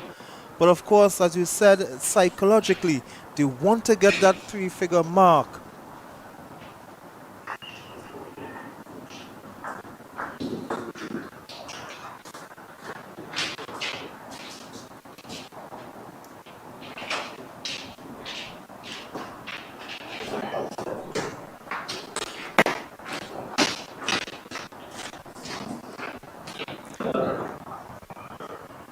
Joshua Davis, while not taking a wicket, in this instance, his bowling just produces a wicket. Oh, and a peach of a delivery face up there to back us. And really just goes to show how excellent the spell has been from Joshua Davis there. 18. 18 over 10. 91. 2 overs left 9 in the wickets. innings. And at this stage in Benedict's, well, he keeps thinking, just try to get that 100. And it's going to be Caden Mack coming back into the attack for his 4th over. And good spell thus far. 3 overs, 1 for 90. We know Caden Mack has been around this cricket scene for a while. Also plays zonal. I believe he in fact went with that Joshua Davis team, not Joshua Davis, sorry, Joshua De Silva's team when they went to that tournament in Dubai. I believe he was one of those members of that team. We'll get confirmation. I haven't seen Joshua Davis bowl a short ball today. Most of his ball, if not all his deliveries, were pitched up, forcing the batsman to come forward. And you have to be a very confident spinner to do that. This ball is driven, pushed on the onside, on drives. Yeah, and as you mentioned earlier, with that shot that he attempted to play, the reverse sweep, there's really no need for it at that stage. I mean, thankfully he was able to survive and wasn't given out, but he could have. He could have been dismissed, and that is not the risk that you want to take when your team is in a position like that. agreeing. Especially as a leader, show that example. But of course, we'll forgive them. They are just young guys learning the game. If you see somebody like She Hope doing that now, that would be unforgivable. Of course, and that actually is excellent running there between Bacchus and John, getting 2 from that. seem to play that shot intentionally, in fact, Bacchus. Not really putting all the pace on the ball with a shot, but just seem to time it, so allowing for them to come back for 2 comfortably rather than 1. And Bacchus, in fact, his elder brother also plays with Clark Road reserve team. I played against him a couple of times this season with Presale reserve team myself. Had the honor and privilege of captaining them for the season, so looking forward to seeing some of these youths here actually coming out into that Premier 1 fold, Premier 2 fold, and just playing more competitive cricket and continuously improving their game.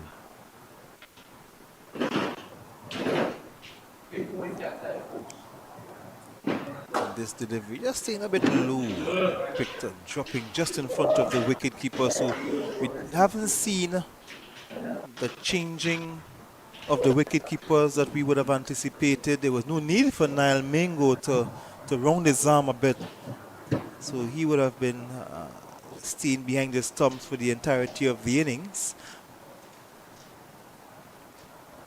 This one is pitched up in the air and just landing safe. They will get one. They come back for the second. The ball will go close to the boundary, and 3 fielders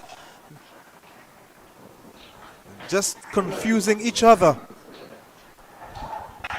So they complete 3 runs. So it's 97 for 9, just 3 runs away from that landmark of 100.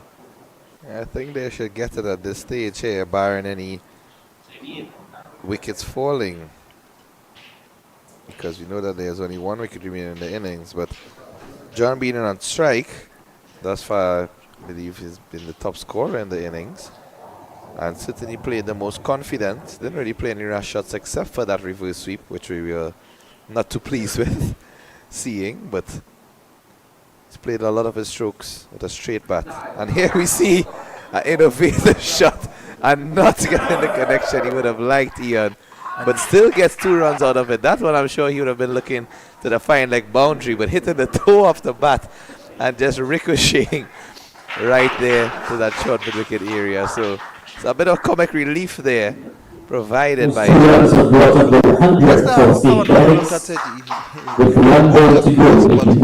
stop it over, and then we saw the misfield as well, so they were able to come back for 2. Let's go back to the live shot here. But in the air, the ball hits the pad, loud appeal. The fielder was in the air appealing for that one. The umpire says not out, and didn't seem to signal a leg by, so. But I've got some bat onto that, in fact. And that brings up the 100, Ian. The fated century for St. Benedict's College as a team. Score 100 for a loss of 9 wickets at the end of 19 overs. And who else to bowl the last over? The skipper and the leading wicket taker for Fatima in this game thus far, Joshua Davis. 3 overs, 3 wickets, 8 runs. Superb figures from the young man from Queen's Park. And of course, you mentioned before he's come from a cricketing family. I understand his grandfather is none other than Brian Davis. And Brian Davis, one of the great cricket brains, always sought after by the sports journalists to get his views on cricket matters, whether it's Trinidad and Tobago, West Indies. And of course, we will be proud of his grandson. And there's a lot of appeal for this run out, and he's given. Oh, he's given him. So that's the end of the innings. John run out at the striker's end. Beautiful throw from Adrian Menis into wicketkeeper Mingo. Drive came in after. So that's the end of the innings. St. Benedict's College bowled out for 102. And guess what? The projected score was correct. 102 for 9. Well, for all out, 102 all out. So there's an adjustment. So it's 101 actually. So it's 101 all out. And you would think that this could still be a competitive score, because we have seen what St. Benedict's can do. They've defeated Presentation College Chaguanas last week. And of course, they would fancy themselves getting these wickets, restricting Fatima, and even pulling off a victory to go into the final next week. But what are your thoughts on this innings? Well, definitely, I mean, Fatima in the ascendancy here, having bowled out the team before the 20 overs is always a psychological advantage. And having gotten to that 100 mark, I think St. Benedict's would at least be pleased with their attempt after the downward slide they had in the middle of their innings. So it's really and truly all to play for here, a spot in the finals. And the first of two semi-finals in this Power Gen Secondary Schools Cricket League's T20 Championship here. And we note that the winner of this game will play the winner of the semi-finals tomorrow, which also starts at 6 p.m. at the National Cricket Centre in Couva, as well as being streamed on Cricket 360 and 360 TV. That match will be between Presentation College San Fernando and Vishnu Boys Hindu College. So back to this game here. St. Benedict's College all out for the score of 101. And Fatima would require 102 for victory when they come out to chase just above 5 runs and over. And essentially, I think they would be looking to wrap up this victory, hopefully in a tidy fashion, not losing too many wickets. But St. Benedict's may have other plans, as they wanted to bat first, put runs on the board, and certainly have the confidence to defend any total. Yes, of course, especially if St. Benedict's bowlers, especially the spinners, can do what they need to do on this track. So we'll have those questions answered when we come back. We'll take a short break. The players would get a short break as well. So we'll come back for the chase in a short while.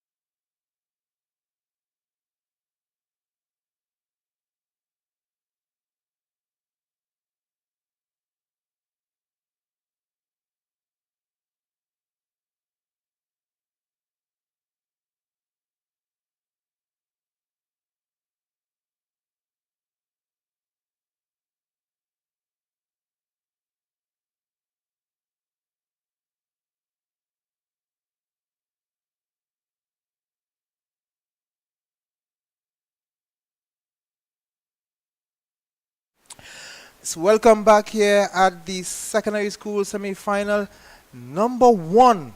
And this is Fatima's response. The first ball, looking to flash it outside the off stump. They will get no run. And Kishav, 103 is a target because Fatima not have restricted St. Benedict's for 102. They were bowled out for 102 and not 101 that we are left you with. So it's 102. So Fatima is going at 103.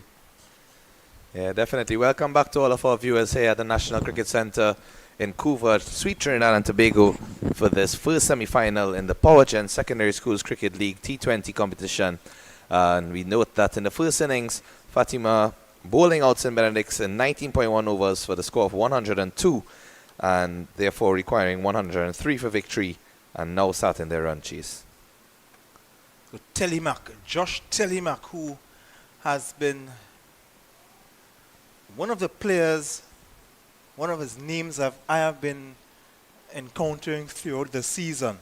Josh Telemack, who hails from Tobago and who plays a lot of cricket, played in the Dream 11, the Tobago T10 Blast. He has a lot of experience, lending his experience to St. Benedict's College. A nice left-arm bowler. This is the first time I'm seeing him in person. Oh, this ball is a short ball. The umpire does say wide. It was a bit too short as it went over the batter. That's Fernandez. And he's opening with Joshua Davis, his skipper. Fatima College looking at 103 to win. And I was speaking with some of the parents during the break, and they are wary of the fact that this 103 is not as easy as it looks. One, we saw that St. Benedict's beat Chaguanas last week, and not only that, on this very grounds, Vishnu Boys defended 90 runs against Hillview College. We know in the shorter version of the game, Ian, anything is possible. And even with the start from Telemack, I mean, 102 is not the biggest total to defend. But by all means, you couldn't ask for a better start from your opening bowler. And to note that fact, he was also the opening batter. So definitely showing the array of talent he has on display here. And starting off not too badly at all, just one wide delivery and the other just being dot balls. If he can cause some early pressure up front here, maybe strike and get a couple of wickets, certainly makes for an interesting chase. Oh, beautiful delivery outside the off. I mean, it's always a nice delivery when the batsman prods forward and the ball is picking up by the wicketkeeper. And especially with that left-hand seamer, just getting that natural angle across the right-hander. I must say, left-handers are certainly blessed in this game of cricket, you know, whether it be a left-arm seamer, left-arm orthodox, even the left-arm Chinaman googly bowlers and the wrist spinners, and they just seem to have that natural bit of advantage with the angle going across right and left batters. Another dot ball. As you mentioned, Chinaman googly bowler. When last have you seen a left-arm wrist spinner? In which level of cricket, to be exact? At any level of cricket. To be fair, I actually saw a couple in the Premier 1 division, and we know that there are a couple of them plying their trade across Trinidad and Tobago, and definitely asking for more opportunities at the national and regional level. No, the ball is flicked away. They will get 1, they will get 2, they will get 4. So it's 4 runs for Isaiah Fernandez. A ball overpitched by Telemack, and he was quick to pounce on that. And it's 4 runs for Fatima, 4 runs for Fernandez. And the score goes to 5 for the loss of no wicket after the first over. And that one, a freebie, essentially. A bit too full on the pads. I mean, at the end of the day, it was no easy shot played by Fernandez there. Another batter may have probably just defended it easily, as we see some of the supporters looking on intently at the game. You see some family, friends, teammates, parents, teachers, all sorts, and even just persons who come to look at the cricket. I mean, if you're driving by Vancouver and you see the stadium lights on, it's never difficult to pass through. Something has to be happening. Correct. Just as we mentioned Guacara Park in the first half and spoke about all of the matches that were played there. I recall vividly as a child attending matches where you would be sitting on the grass and next to the players' pavilion. So that sort of intimacy was always there, and you feel connected. And I remember as a youngster watching guys like Shivnarayan Chandapur, Ramnarish Sarwan, and any of the other visiting teams, you know, with all of these West Indies legends coming to play and be within touching distance from you. And this cricket centre with the stadium and the pavilion all encompassing certainly encourages that. The new bowler here, Jonathan Jaboud. So Bit of a false start there. Yes, that's a false start. A dead ball signal. The Jaboud, nice young, lean, slim bowler. He can generate some pace or two. Bowling to Joshua Davis, who the pick of the bowlers for Fatima, taking 3 wickets in the space of 4 balls. Joshua is also in fine form with a batter as well, so I'm sure he'll be looking to put on a score. That one keeping low.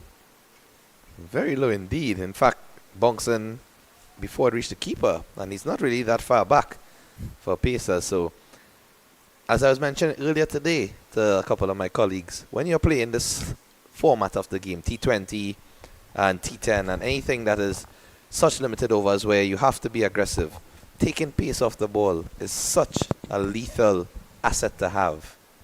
Yes. And this one is a full toss. It looked like it could have been over the height of the waist, but umpire... Not seeing any signal being given by the square leg nor the standing umpire, so seems like it's just one added to the total, but that one certainly seemed as if it was a bit But the ball was high. starting to dip.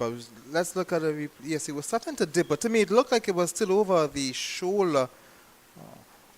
It was starting to dip.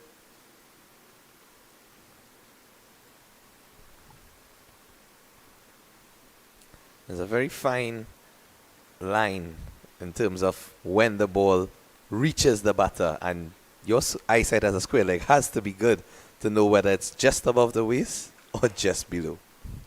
Especially in the night. Well, that's some smart cricket there from Fernandez. Actually, it's one of the main components of his game, having seen him play over the last couple of years in both school cricket as well as zonal and even in the FETMAT circuit. And note that Isaiah and Joshua Davis, as well as Zachary Siwa, Kyle Ramdu, they all take part in the Brian Davis Cricket Festival that takes place in the Queen's Park Oval every year. Playing that with soft hands for one. Well played in the end.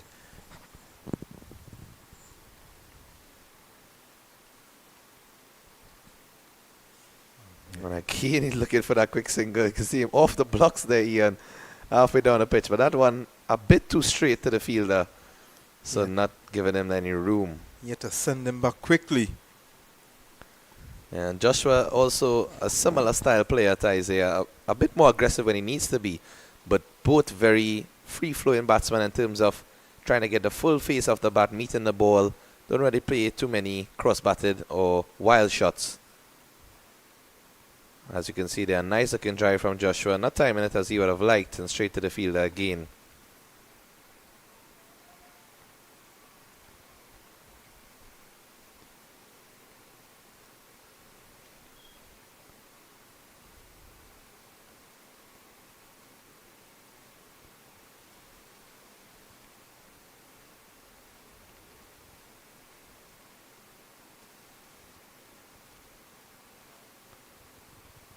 Again, a nice looking drive, but good effort there from the bowler, Jaboud.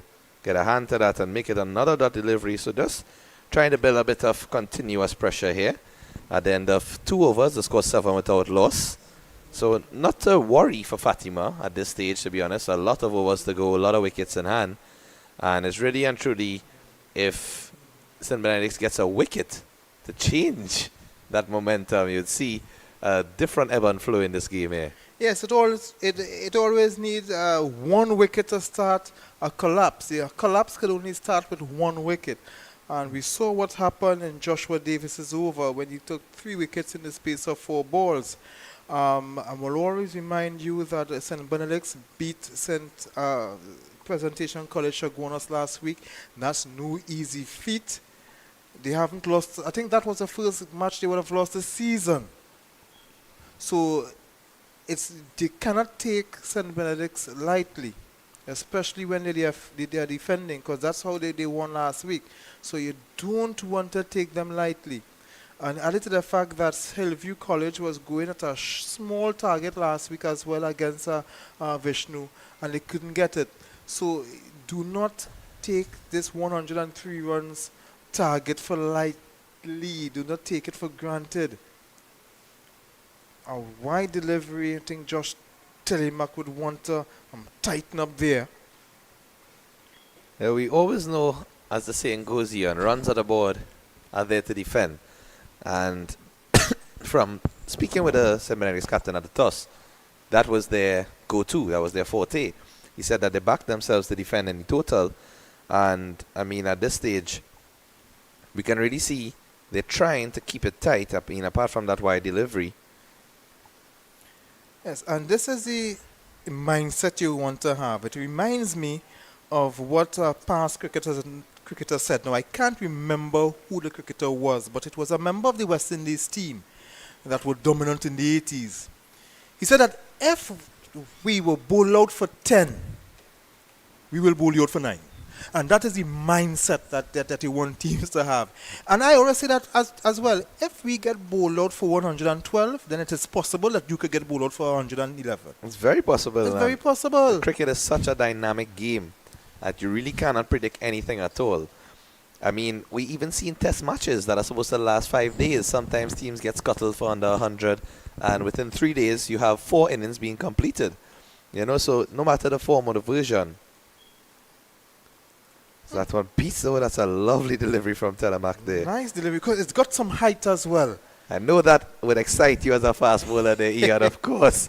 Nothing like beating the outside edge of the bat for a fast bowler with that new ball. Yes, nice delivery. I love to see bowlers getting some extra bunks. Yeah, I can see Davis just signaling with his hand there. That one seemed to have moved a bit off the pitch as well.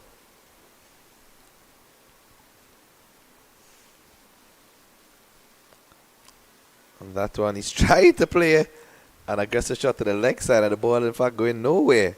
Again looking for that quick single, but not able to complete it. And what St. Benedict needs to ensure here as well is to not allow Fatima to get those quick singles. We saw about 2 or 3 runs thus far whereby they would just gently play with soft hands and immediately take off. The understanding between these two batters is really there. So they know how to run without even calling and signaling, and that's a dangerous thing for any team. Because apart from scoring the boundaries with a total of requiring just 5 runs and over, singles can win you the game if you get them consistently. Yes. And also pressure the fielding team. And that is a nice looking shot there from Joshua Davis. Another short ball banged in from Telemark and just helping it over the offside. Obviously, a fielder coming around from, I wouldn't say deep cover, more 3/4 to the boundary, and just picking that one up. So Davis getting 2 runs added to his total.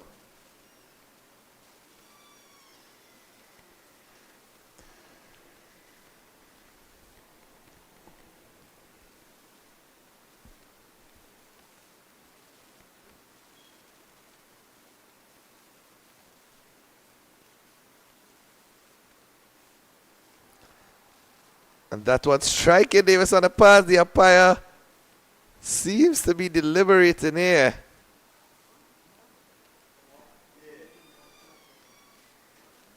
I must say the bowler and the fielders look very, very confident with that shout, but the umpire unmoved on that occasion.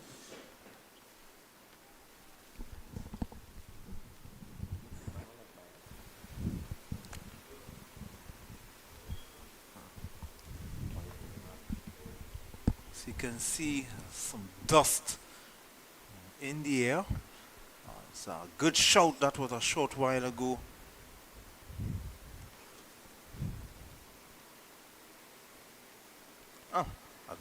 And he's edging, he's gone! Oh, and that's a wild shot there played by Joshua Davis.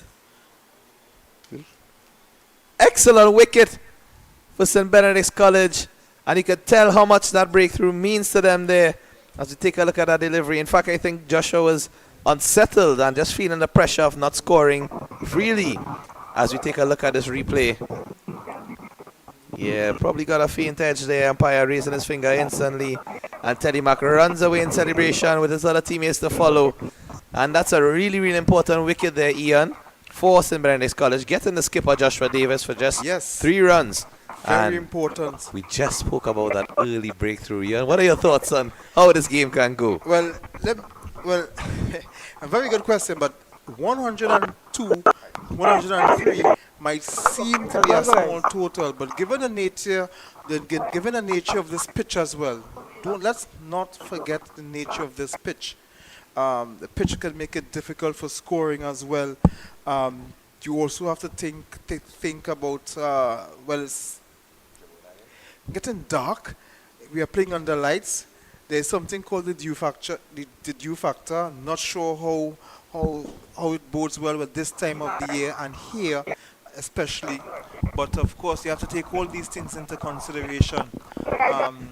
It might be difficult for the bowlers to grip the ball, but you have to take a lot of things into consideration here. But I know the nature of this pitch will make it difficult for scoring, especially when the spinners come on. You see that nighttime and that dew factor, Ian, is such an important determinant in this game because so many subtle variations can happen. They don't have to be anything major or noticeable, but a simple movement of the ball based on the conditions, a simple bit of extra moisture on the ball itself from the grass, allowing it to skid off the pitch. You know, these different elements of the game can cause it to go either team's favor. So definitely a matchup is on here. By no means are we calling this game done and dusted. There's a lot to play still. A lot to play still. In the meantime, Jabood might want to get jealous from Teddy Mack's over. And dot ball at this stage. And what that wicket does here, again, new batter to the crease, might probably just have a bit of nerves in terms of seeing his captain being dismissed, and not just dismissed, but he wasn't allowed to play shots freely. I mean, kudos to Teddy Mack and Jabo thus far. They have been bowling a very nice line, apart from the couple of wides. They've certainly maintained that consistency. It's a new batsman, Anderson Mahes, and it's an appeal, and he's gone! He's given him a just as you said. Jabur was about to get jealous for not getting a wicket. He strikes in the next over, and look at the celebrations. Well, I really need to keep my mouth shut there because I'm calling wickets and they are coming. Let's look at the replay. Edging a faint edge, and just like that, it's 11 for 2, and Fatima are in a spot of bother. So the new batsman, Anderson Mahes, he sees Fernandez left him. And the opening pair has gone. Just like that, Ian. In the space of 3 deliveries. Because the last delivery from Telemax over is when Joshua Davis departed caught behind. First delivery of this over, dot ball. Second delivery, wicket. And look at that pressure, Ian. 3 deliveries, 2 wickets, opening pair gone. In fact, not just the opening pair. From chatting with Joshua Davis prior to the game, the top scorers for Fatima College in this T20 tournament thus far are Isaiah Fernandez, 123 runs, Joshua Davis, 129 runs. Your 2 top batters have just been dismissed almost back to back. But the good thing about Fatima is that coming into the wicket now at number 4 is the top scorer in the 50-over tournament, and that's Zachary Siwa. So he has been in a rich vein of form this season. Earlier you mentioned his back-to-back 50s for Queen's Park 2. So of course he's going to, everything is going to revolve around this man in your screen right here, Zachary Siwa, who scored the most runs in the 50-over tournament, not just for Fatima, but in the entire tournament. He was chased by Riyad Mohammed coming into the last game, but he prevailed. So, of course, Zachary Siwa has to take this team over the line. Of course. He cannot leave it for anybody else. And bear in mind that not only this season him being the top scorer, but last season, you know that Kaleem Mohammed top scored for Perez. Riyad was second, but Zachary was third. And he has been consistently scoring runs for his school and his zone and his club and country when given the chance to represent. Yeah, so Zachary Siwa, wide delivery. I'm sure that Djiboud, that ball could have just slipped out. It's not that he's afraid to bowl to Siwa, but I think that ball could have just slipped out. Maybe he was trying something. You know, sometimes there are different, as I mentioned earlier, different techniques of bowling that slower ball. Some bowlers, like me, I simply round my arm slower. I try not to. Some bowlers would try to bowl you off cutter. I am not trying that. Some bowlers, sometimes I might spread apart my index finger, my middle finger, so that when the ball, this ball is driving, Yon drives, he will get one. The ball is played down to long on. So when I spread my index finger and I separate my index finger from my middle finger, it allows me to bowl, to round my arm at the same speed, but the ball will come out slower. That is more deceptive. But sometimes when you're doing that, the ball kind of slips out, so you don't get to pitch the ball where you want to. So I go the safe way. I round my arm a bit slower, hoping that the batsman doesn't pick it up. Because that's what could happen. The batsman can pick it up. A nice quick single there from Mahias. Seems to be a very speedy player, similar to how he was bowling with a very fluent run-up and keeping those deliveries in the right area. He had an excellent spell. In fact, didn't pick up a host of wickets, just got one, I believe, but very, very economical, in fact. And I think, again, St. Benedict just needs to apply that pressure there and ensure that they don't give away too many easy singles. Siwa, as we know, Ian, he's the sort of player that he likes to play himself in. He doesn't really go guns blazing from ball one. But once you put a ball up in his arc, by all means, he's going for it. Yes, he's a player who, as we mentioned, he would take his time before he gets in. But when he gets in, it's a problem because he will hit those sixes with ease. Very much so. I mean, he clears the boundaries, and big boundaries at that, with quite some ease for still being a youngster. And you can see, even with that shot there, it showed a lot of intelligence. He just opened the face of the bat. Mm-hmm. Simply caressed the ball into the offside and played it just to the left of the fielder, allowing him to take that single with quite some ease. Didn't even seem to hustle for the run. You know, and it's just intelligent batting to use your wrists. And that's a nice looking slower ball. We see an animated appeal and it's a wide, in fact. Maybe he appealed to trying to get the umpire to forget about that wide, but he didn't.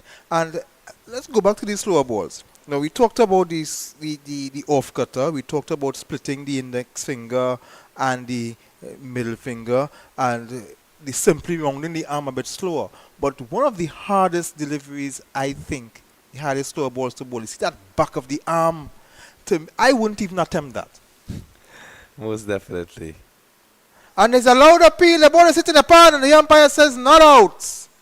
So Benedict's, their tails are up, like some of those ferocious dogs. The tails are up. Yeah, they're certainly looking on the ascendancy here, St. Benedict's. I'm certain that they would be wanting that wicket of Siwa so badly. They would, if they get the wicket of Siwa, they would think that they are in the driver's seat.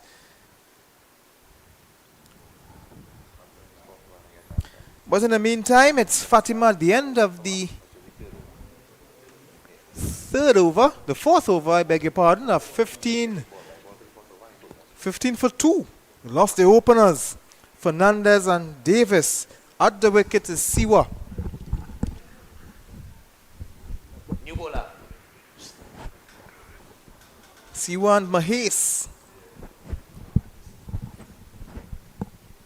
Anderson Mahes and Zachary Siwa. They have to do some rebuilding here. And there's a change at the top of the screen. There's a change of bowler. A new bowler is coming in. Now there are no numbers on the St. Benedict's jersey, so we have to get some assistance as the identification of the bowlers. I think Kishav would have that information here. Yes, definitely. Just confirmed with our Very helpful liaison from St. Benedict's College, one of the students and supporters of the team as well. He confirmed that it's Suchit who's going to be taking up the attack, a right-arm off-break bowler. So they are introducing spin early in this attack. And of course, this is going to make it a bit difficult here for Fatima. However, they still have 2 overs in the power play to go. So the field is restricted.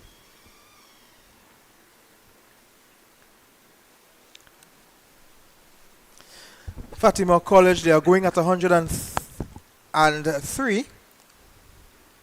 So they need just 88 from 96 balls. Still in the driver's seat. But Benedict have a lot to see in this one. The ball is good delivery, just playing that on the offside. On dot ball, which is very important.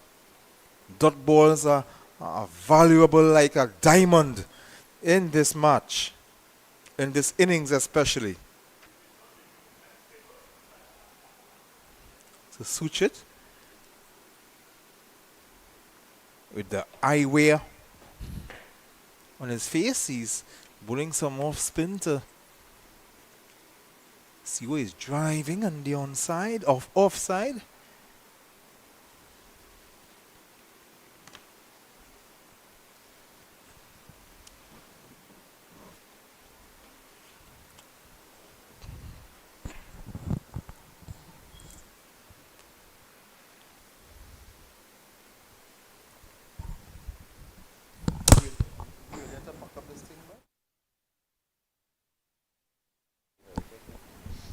And that seems to have been a missed chance there, just from the reaction of the players. I think that one was cut from Siwa straight into the hands of the fielder. And looks like it might have been a drop catch there. And that is a big miss, especially off the bat of Zachary Siwa. Yeah, that one certainly is a cardinal sin there. Imagine you are playing cricket now and you drop a catch off the bat of Virat Kohli. You don't want to do that. There are certain things that are unforgivable. Very much so.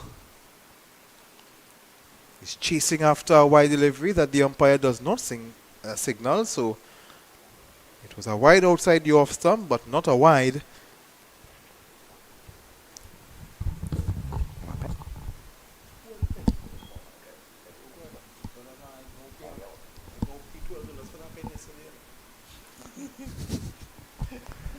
That one just played away into the offside. Getting a single there, Mahes.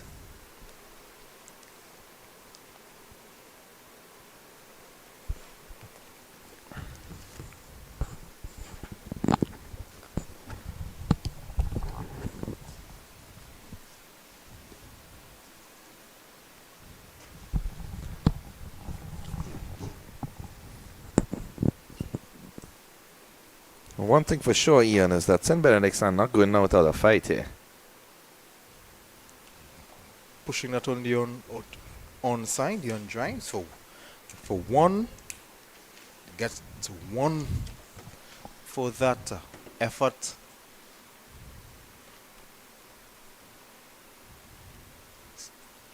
So the end of 5 overs.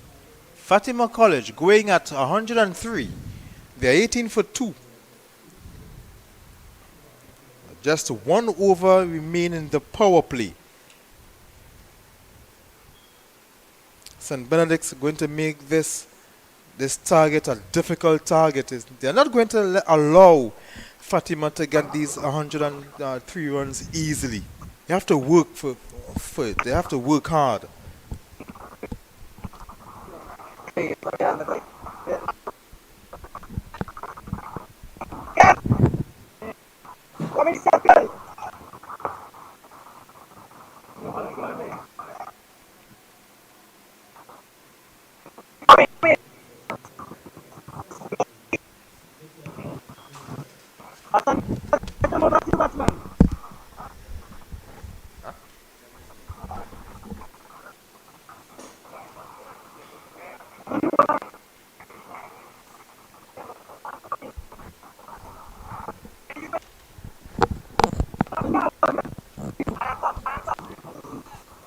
It's going to be Mikel Mentor taking up the attack from the media center end, right-hand fast bowler.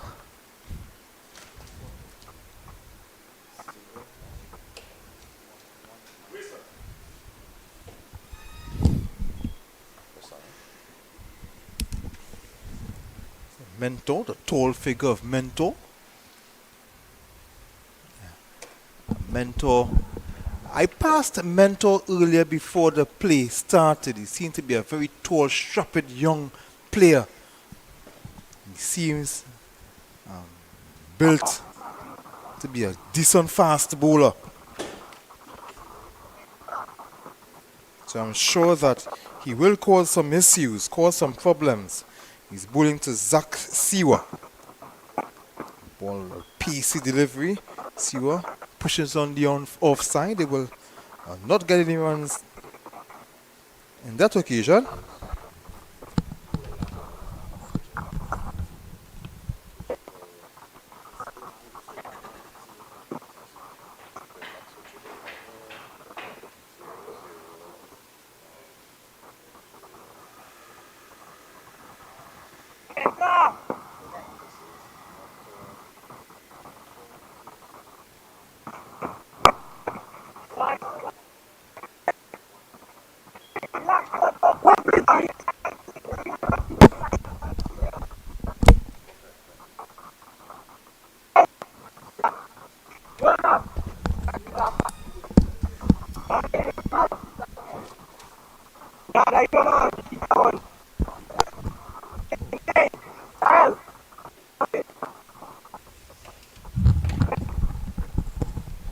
Score is taken on 20 for the loss of 2. 5.3 overs gone. Mahis on strike. Fatima is trying to rebuild after losing 2 quick wickets there. And St. Benedict will certainly want to grasp at the opportunity to get more wickets as soon as possible. Oh, this one. Very, very wayward delivery there. Yeah, and just seeing the umpire looking to the square leg and confirming that it's a no ball. But I was waiting to see what he was going to signal because it was over the waist, but also it was down the leg side. So it was going to be either. I knew that it was going to be an extra, but I was waiting to see what extra it was going to be. Yeah, definitely. I think in accordance with the MCC rules of cricket, that one was off the pitch entirely. So it's not that it pitched on the pitch and went off. And also given the height factor as well. I think the ball reached to the keeper while still being waist height. So in the end, that was there was signal a no ball. Correct. So it was signal for a ball over the level of the waist. Good ball, but the ball's practically rolled through the umpire, through the wicketkeeper, sorry, and went for 4. So it's 4 byes. it looks like he signaled runs. Did he signal runs there? I didn't see the hand go up for byes. Likewise. But it didn't really look as if Siwa got any bat on that.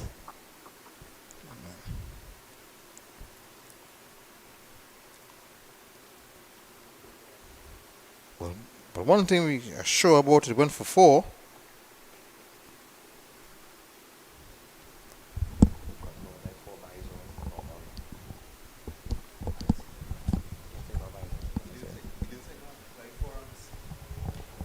So runs on the edge. The ball is played straight back down to a long off. And we know that Mahis definitely being the quicker of the two at the crease. Came back there quite comfortably in the end and allowing Siwa to just jog and complete 2. So the run started to flow a bit more easily here for Siwa, and he looks so composed at the crease, Ian. It's as if, just another Sunday evening knock for him. Simple and easy. But I mean, that's his sort of persona as well. I've played I had the privilege of playing with both he and Kyle Ramdu with the Trinidad and Tobago's Lawyers Cricket Association, where we had the privilege of having them in our team for the Brian Davis Festival. And when I tell you, Ian, 2 extremely talented and humble youngsters. In addition to the others Joshua Davis, Isaiah Fernandez, Naya Mingo, even Josh Telemak from St. Benedict, and the other youngsters around the country who are, striking their names to get up to senior team and Premier 1 selection. Really good to see them maintaining that humility. In the air, and it goes for a maximum. So Zachary Siwa, and we mentioned that earlier. Zachary Siwa is a player who will play himself in, but when he does, he hits the sixes with ease. Well, that's one thing, Ian, for sure. I mean, he's not a small guy, and I know he's been doing some work in the gym recently. But let's look at how easily he picked up that shot. That's an IPL classic there. You're looking at that, you're wondering if we are in NCC or in Bangalore. Excellent shot. And easily reaching the 10th as well. I mean, that's no easy feat. So in the meantime, we are looking at Mahesh getting some attention there, maybe some cramps. But Siwa hits that huge six. It goes on to 34 for 2, Fatima College, in pursuit of 103. So I wanted to ask you a serious question. How come you never invite me to play with the lawyers for the Brian Davis Festival? I am a handy, decent, medium fast bowler. I'm sure I could take a wicket or two. No, by all means, you would definitely be a great asset to have. The only issue with the Brian Davis Festival is that there are certain restrictions on who are allowed to play. So the rules are that you have to be an Oval member, first of all, and at least 7 members from your squad must be Oval members. So they allow room for 4 non-members who are invited to play. I could be a non-member. Out of the non-members, you have to use one of the Queen's Park Colts. The Colts are the under-19 players. So technically, only 3 spots open for non-members. Granted, as you can understand, not all of the members of the Trinidad and Tobago Lawyers Cricket Association are members of the Queen's Park Oval. Majority of us are, but there are a couple persons who are not. So the other 3 spots are going to the lawyers. Correct. So in other words, I cannot play. Well, by all means, we would definitely want to include you going forward. I mean, we know your expertise as a bowling coach with Glenora Sports Club. And in fact, the owner and manager of Glenora Sports Club has featured with us in a few games, Mr. Nigel Dio-Patrick. Of course. The one and only. I'll have to have a word with Mr. Patrick. Well, there was a rumor that Mr. Patrick was selected based on his dancing abilities rather than the actual cricket itself. I mean, we witnessed him in the North Zone T20 last year, putting down some moves that even persons, of our age were I amazed. remember those matches. And we were wondering if he would have put on a show for us as well. And I must say, he came and he delivered. With his leg spin. Yes. Well, we like to refer to it as mystery spin, because sometimes I don't think even he knows what's coming out the back of that hand. There's a delivery he calls a chopra. Yes. That's the delivery style. And in fact, we played a game against Fatima. Just a bit of a fun fact here, as we see Andy Mahesh. Yes, Andy Mahesh. He's getting some attention. Yes, AJ having some Mahesh. issues. It looks like it could be some cramps. Yes. Because he wasn't hit with any awkward delivery. Yeah, definitely. And just hobbling around a bit there. So hopefully he should be able to continue. But just to share a bit of fun facts there, Ian. So we played against Fatima, in fact, in the tournament. Because Fatima has a team. St. Mary's Old Boys have a team. North Doctors has a team. And also another couple of quote-unquote fat match teams around the circuit, And in that game against Fatima, there was a prize batsman, Justin Thompson, who we had to get a wicket off. And Dio was instrumental. He actually came that game just to bowl his spell, get the wicket of Thompson with the chupra, did the dance, escorted him off the field, and job was complete. The good old Dio. Dio. Patrick. A really nice guy.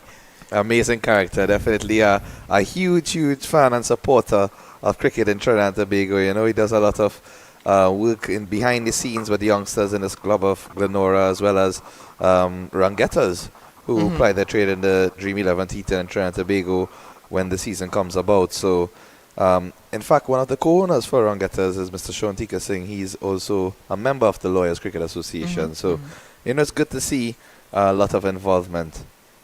Yes, so it's good that we seen Mahes back on his feet and getting ready to continue the innings. Fatima 34 for 2 in the sixth, at the end of 6 overs, in pursuit of 103 for victory against St. Benedict's as for a place in the secondary schools cricket intercol final. And that will be against either Presentation College San Fernando, the holders or the reigning champions, or Vishnu Boys. And I know Vishnu will be coming out strong against Presentation, especially being led by Andrew Rambaran, who we mentioned earlier has had a very good season with Mary Boys, as this ball is played on the offside for one. All the time. Yes, he definitely is in some form. You can just tell the confidence oozing out of players when you see them on the field and just looking as if they're at home, you know. And he does know this track very well. He played a lot of cricket at the NCC. Well, at this point for these young cricketers, I mean, the NCC should be home. Apart from playing matches, training, using the cricket center facilities. We know that both he and Joshua Davis and Telemac, as well as a couple other youngsters, were involved in that recent high performance camp that was held by the cricket board in conjunction with the cricket board in conjunction with Sport TT, and just giving a lot of avenues for these youngsters to continue developing. So Kanai is continuing from the northern end. He's in fact bowling his first over, none for 3.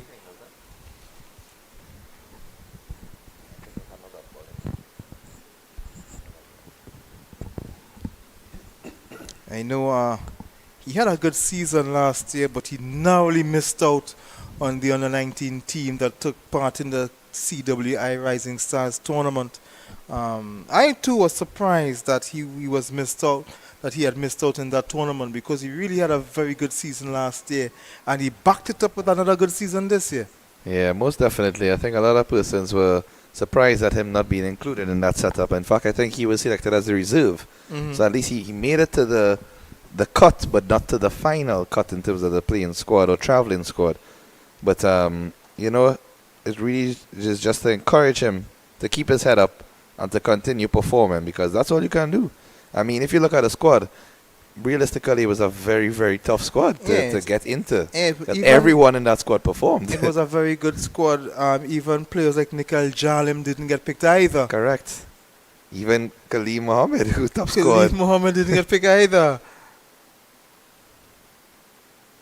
And the loud appeal by the umpire says no, of course. That's the man they really want, Zachary Siwa, who is on 19 already from 15 deliveries. And that's the end of the first over, bowled by Kanai, and the end of 7 overs. Fatima College going at 103. They are 39 for 2 after 7 overs. Yeah, power play completed, 7 overs. You can see the field relax a little bit and just allowing the batters to get those easy singles. Previously, we saw that they were just playing with soft hands and getting the singles in the 30-yard circle. Now, they're allowed to work around the ball more freely and definitely expand the range of their shots. So at this stage, requiring 64 runs in 78 balls, the current run rate 5.57, required run rate 4.92. So in the ascendancy in terms of their runs scored at this stage, and they would just want to continue in that vein, as it looks like it's going to be Mentor continuing from the media center end. We see some of the school's kids still out here in their school uniform. Is it past their bedtime? I would think not, just because we're out here for the lovely sport of cricket. I'm trying to remember when I was out this hour on a school night. In fact, I believe that's the principal of St. Benedict's College, Mr. Kwan Kep. That one just flicked away there onto the leg side. See, we're sending them back after one to take a strike. And thanks to our cameraman there, Mr. Gordon Pierre, for that shot. And Gordon has been coming in and telling me, reminding me, take the shot. He's giving me shots. Give this shot, take the shot. He's doubling up as a assistant director as well. Of course. Well, I mean, you know, with all of us, Ian, we play multiple roles, and it's all for the love and the passion of the game, you know?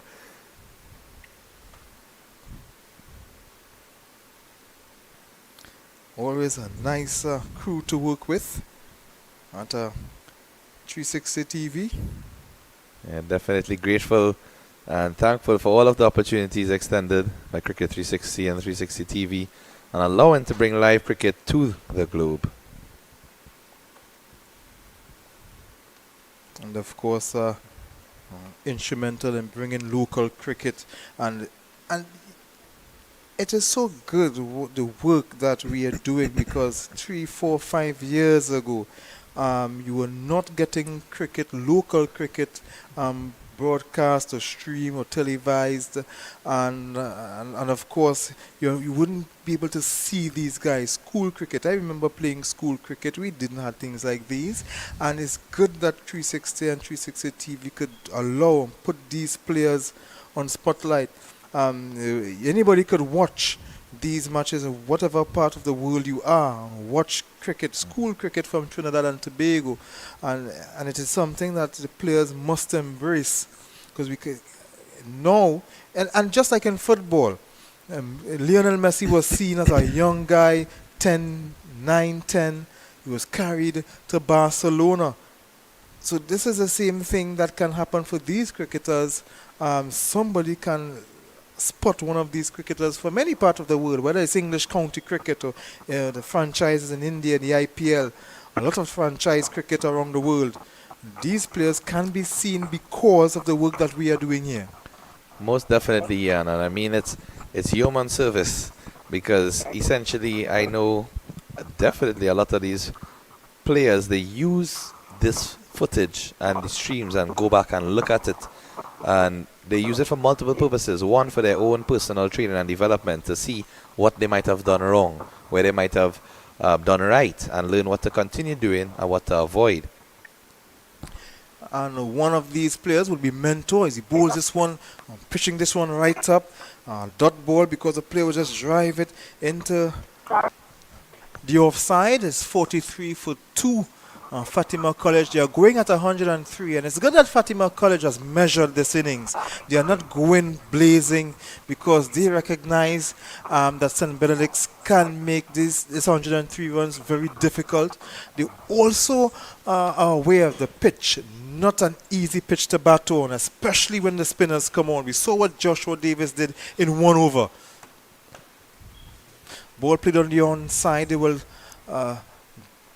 not get any. They got 1, but couldn't get a second run at the end of the over. After 8 overs, Fatima College 44 for 2. Yeah, and some really intelligent batting in that over, as we see a close-up on Coach Amin Fortuny. Certainly a very prominent figure in local cricket. In fact, since, as you mentioned, when we played back in secondary school, Ian, Mr. Fortuny was involved with St. Benedict's College since then. And I mean, not to divulge my age or experience, as you'd like to say, but I was somewhat around about 15 years ago. So the fact that he is still directly involved with St. Benedict's, I mean, he has really been a hallmark of that school. And not just cricket, but football. In fact, he revived St. Benedict's cricket, I must say, because I recall when I was at Naparima College between 2005 to 2012, St. Benedict's, you know, they were now starting to get back their cricket team. As you see, Kanhai continuing here. That one for no run. But yeah, as I was saying, I remember Mr. Fortuny using their home ground, also known affectionately as the Commons, in Laramie, closer to the seaside. Very nice scenic venue. But the ground was not in the best state. And I know that he took it upon himself with the assistance of, you know, other persons with the passion for cricket, and they certainly got it to a very formidable state. And there's a loud appeal, but the batsman would run for 1. Ball pitched up.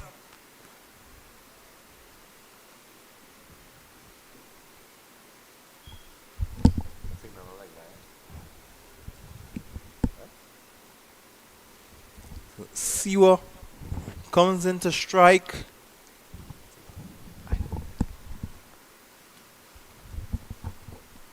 45 for 2. Siwa facing Kanai, bowling his second over.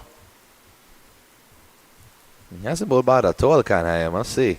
He's getting a nice loop when he releases the ball, and his action, very smooth, his run-up. That's most important for a leg spinner. That momentum and that rhythm of delivery is something that you can't underestimate. Not just as a leg spinner, but any bowler, in fact. As you see here, he's just waiting for the fielders to come in. Bit of a more conservative feel here for Mahes. Captain sensing that he's not one to easily go over the top.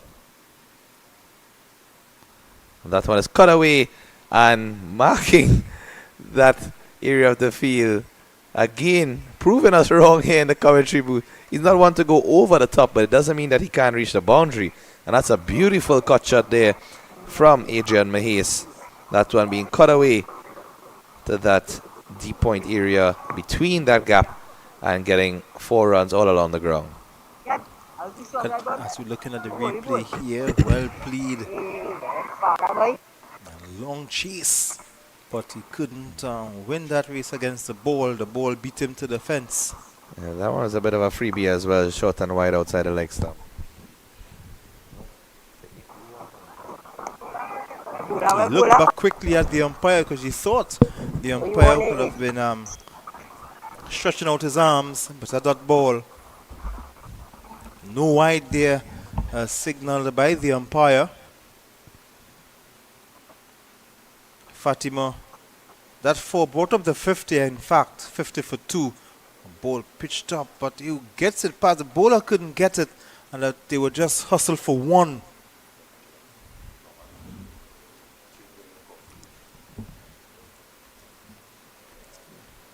They hustled for 1.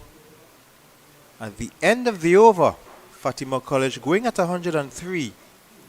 51 for 2 at the end of 9 overs. So they are on course. They are not rushing the run rate. They are taking their time. It's a measured innings from this team. Fatima, 9 overs, 11 overs to go. 9 overs gone. They are 51 for 2 and they need 52 runs again from 66 balls. So it's not an innings where they need to rush it. They don't need to take risks. They can take their time and just measure this innings. It's a new bowler. It looks like there's a change of Yeah, it's going to be Suchit coming back into the attack. Ball 1 over from the other end. Yes, from the other end. And was replaced by Kanai, the leg spinner, and now is taking on the attack from the media center. And let's see if he'd have the same luck as Joshua Davis.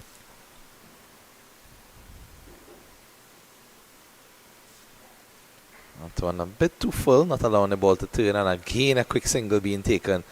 So what the batters are doing here, Ian, is that they are not allowing the scoreboard to build any pressure and playing the ball essentially into the fielder's hands, and scoring off of it can really take away from the zest of the fielding team.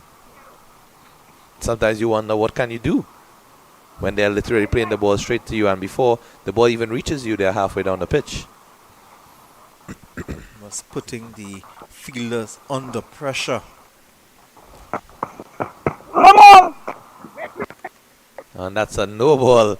And Siwa would not be upset that he played it straight to the fielder, because now he has a free hit to let loose here. A no ball from a spinner. One of the cardinal sins in this gentleman's game of cricket. Oh, he's retaking his run-up, remeasuring his run-up. So Suchit finding it a bit difficult from switching ends.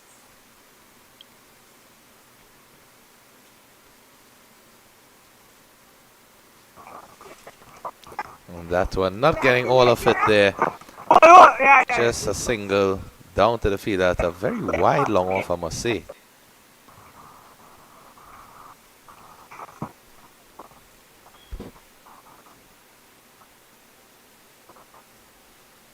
Of course, tomorrow is the second semi-final, Presentation College San Fernando. Exciting team that ball just missed. Zachary. Another no ball missing signal everything. there. Missing everything there was Anderson Mahis, who's on 15 from 19 deliveries. We saw him just a while. Adrian Mahis, sorry. Anderson Mahis he plays Premier 1 cricket. I think with Clark Road either with Clark Road or Yeah, I believe Power it's Clark Gel, Road as well. One of those clubs, indeed. Yeah, so Left arm always get orthodox him player. mixed up with Anderson and Adrian Of Mahis. course. And that one, the free hit. Dot See, delivery in the it end. happens when you cover a lot of cricket. I come across Anderson Mahis' name a few times. Now it's Adrian Mahis. You come across about a few Jagisars and John Ross Jagisan. It's a lot of cricket. A lot of cricketers. Siblings play cricket with different teams. And that's a wide ball that ran away from the keeper, ran away from everyone. So it's 5 wides, 1 for the wide and the 4. So Fatima being helped by St. Benedict's College. Really, really can't be bowling there as an off spinner. And not to be too hard on the young man. I mean, I know they're trying their best and they're definitely wanting to give their all in this game. But there will certainly be a learning experience for him. That's much better there from Suchit. He certainly can bowl. We saw that in his first over. He was very tight. Even in this over. In fact, the balls that were bowled as free hits were all very good deliveries. And in between those deliveries when the extras took place. So unfortunately that spoiled what would have been a very tight over otherwise. That one again, a nice delivery, giving it that bit of extra air and allowing the ball to turn. Keeping it very low as well from Mahis. Well watched by him.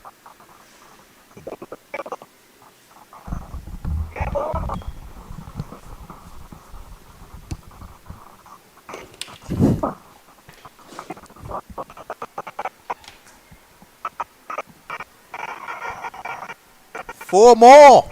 Easy like that. Anderson Mays coming into his own. Had to weather the storm. He was earlier lying on the floor with some issues with the cramps. But it's good to see that he's okay and well okay with that brilliant 4. He moves on to 19. And Fatima 53. The partnership between Mahis and Zachary Siwa 53 from 43 balls as Fatima 64 for 2 after 10 overs. They go for a short break, they take some drinks. We do the same and we come back here. Well, of course, our cameraman Gordon Pay is not on a break yet because he's still following some beautiful sights on the screen. But at the end of 10 overs, Fatima College going at 103, 64 for 2 after 10 overs.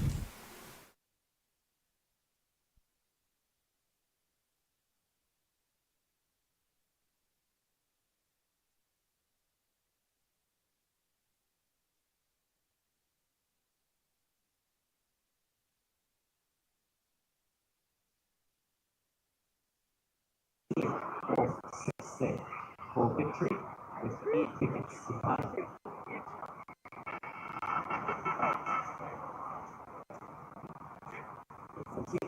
So this really Fatima attempts might come to life. 38 more runs required for victory of 60 overs. Thank you very much, supporters.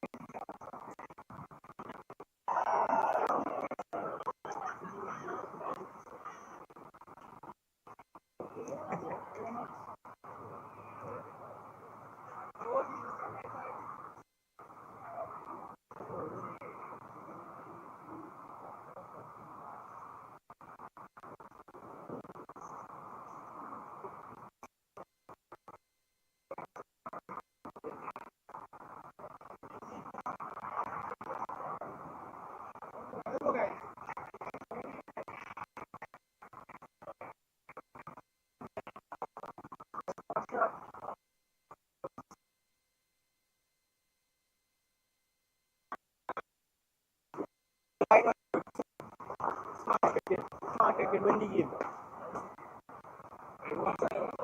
Try to know it.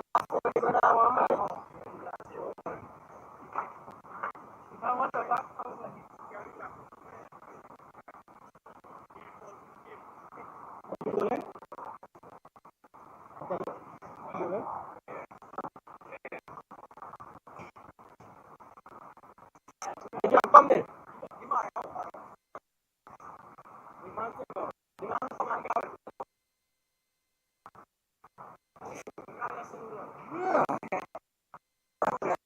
Hi camera, what's up bros? We got you at the cricket center. Stop! Alright, now you pitch room. I know you're back to now. Go you back, what are you gonna do?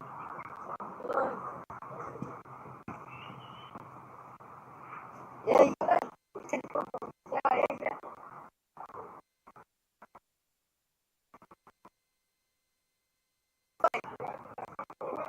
Yeah. Good.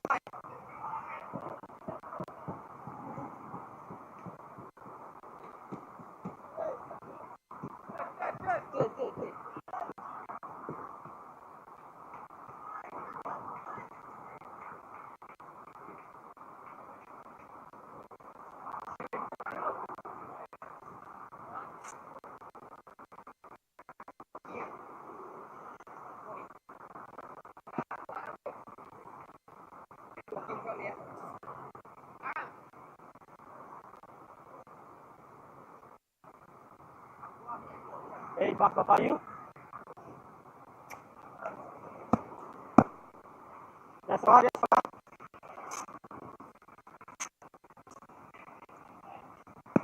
Good job, shit.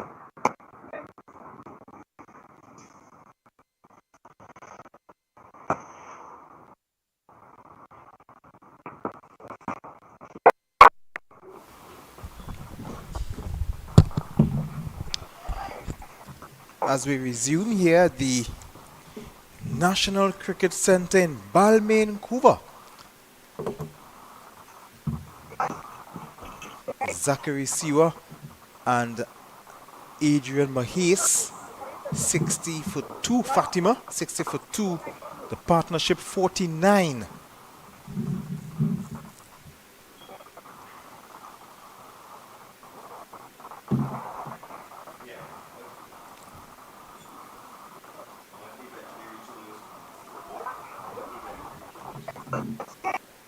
So Telemark coming in for his third over. 1 for 9.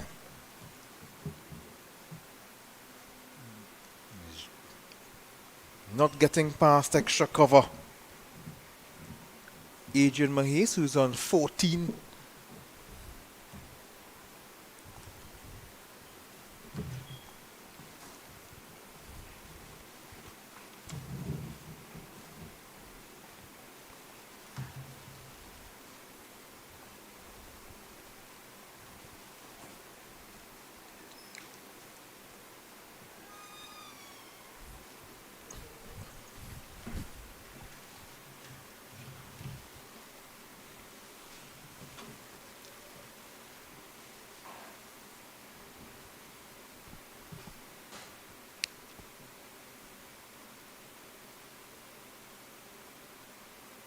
We'll get one.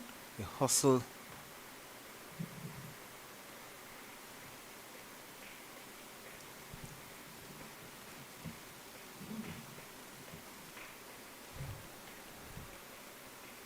So Anderson Mahis will be on strike.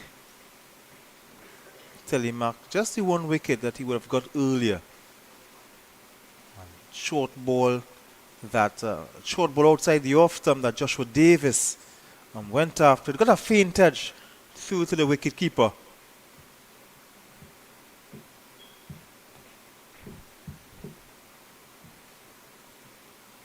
He's getting one, looking for thinking about the second, but the fielder, the boundary not at point. The point boundary doesn't allow him to get the second run.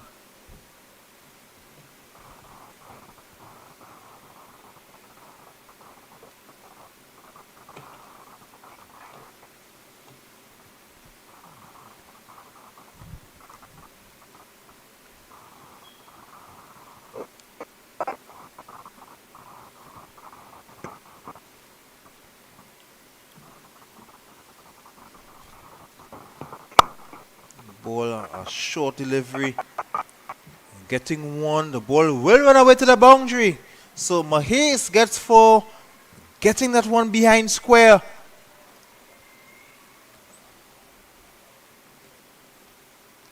So Fatima getting closer to the target of 103.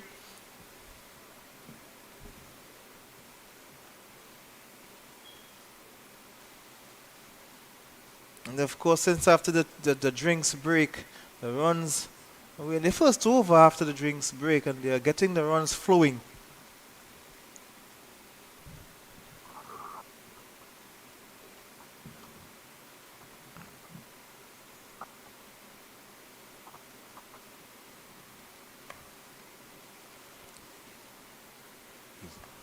Well played, and they will, the ball will get out to the boundary. They will think about a second, they will chance the fielder's hand. Getting for the second run, so Telemark, by his standard, according to how he bowled in the opening spell, is a bit expensive when compared to the earlier spell he bowled.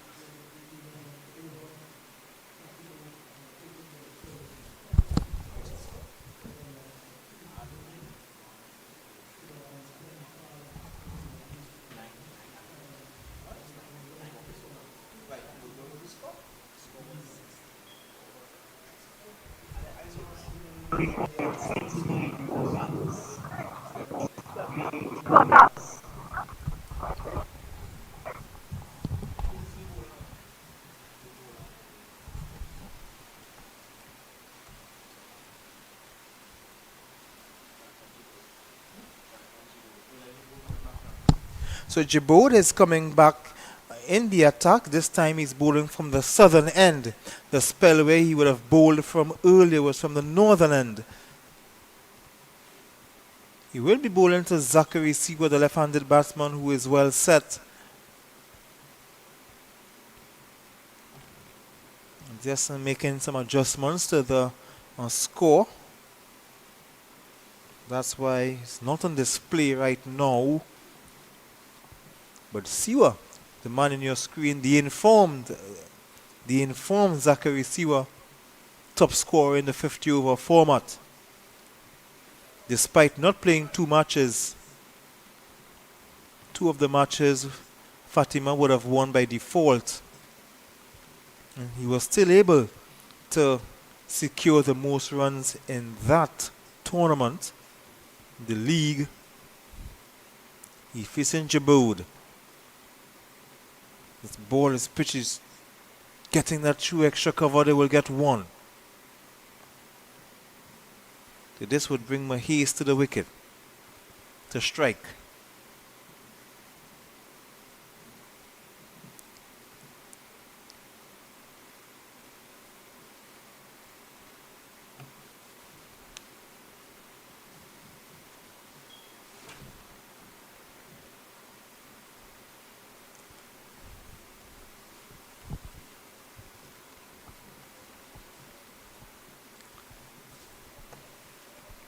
So Djibouti, tall, slim figure.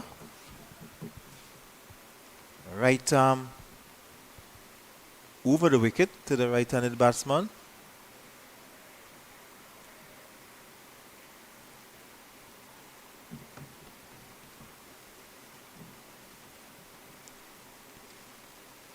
Just dropping the ball there for Djibouti to pick up. Not a good practice you would want to see. I think he should have kept the ball in his hand so he can throw the ball to the bowler. You don't want the bowler to be bending down, bending his back. The less he can do that, the better for him.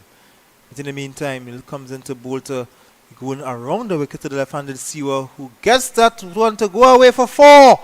And Siwa getting 4 more.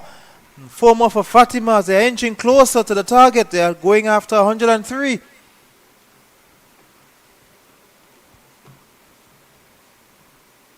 The Djibouti just over pitching outside the off stump for Zachary Siwa, who is seeing the ball big like a beach ball at this stage.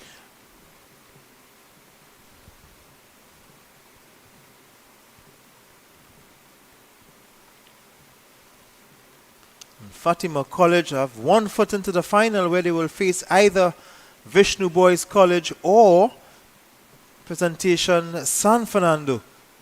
Presentation College San Fernando, and he's getting that one off through the offside again, extra cover, almost the same spot, almost the same blade of grass. It's time for one. This will bring Anderson Mahis and Adrian Mahis. Sorry, I keep saying Anderson Mahis.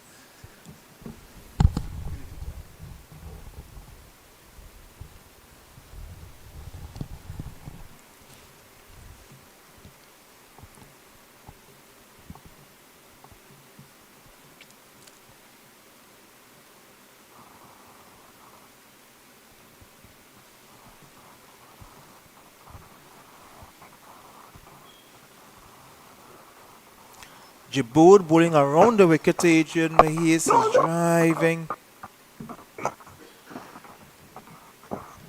Back to the bowler, they will get no run.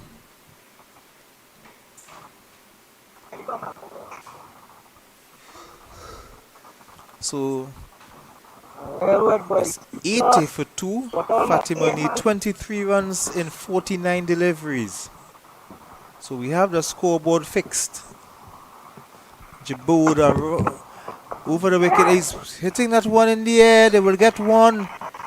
They will think about the second. They will come for the second. The ball is chased over the boundary. They will go for 4. Here's 4 runs for Mahis. He moves on to 31. At the end of the 12th over.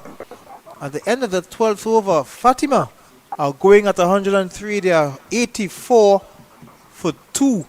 The partnership is 73 between Mahis, who's on 31, Siwa also on 31, and Fatima just need 19 runs in 48 balls to go to the final, where they will await Presentation College San Fernando or Vishnu Boys Hindu College.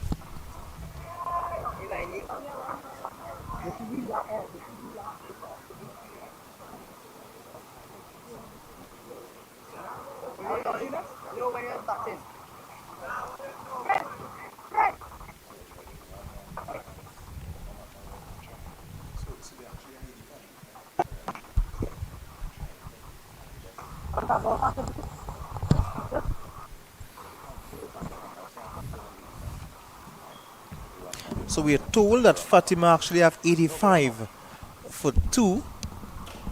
Just a glitch with the scoring. So it's 85 for 2 for Fatima College. They are going at 103. So Telemac will bowl his final over. 1 for 18 off 3. Ball pitched up. And there's an appeal, but he hit the wicket, but the non-striker who came into the striker, that's Mahis, he reached on time. So no run out there.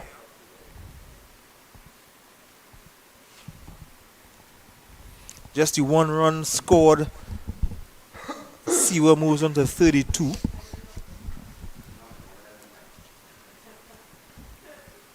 Fatima not far away again from victory, where they will await the winner of tomorrow's semi-final.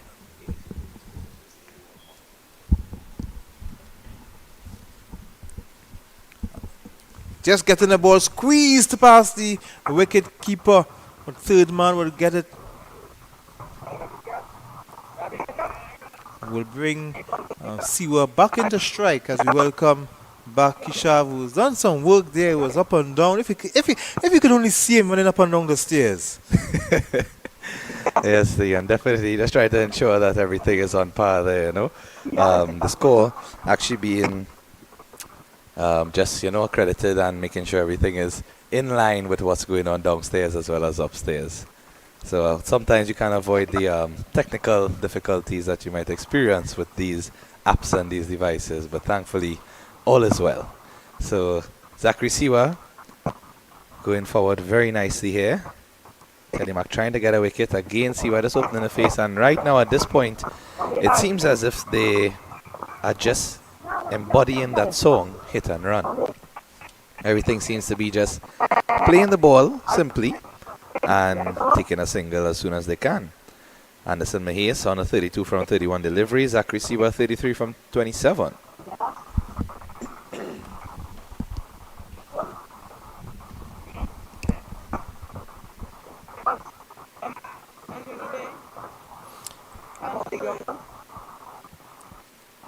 Fatima very close here to a victory. They will want to keep this intact and win by 8 wickets. Mahis on 32. The Siwa on 33. The partnership. Something like 77 runs.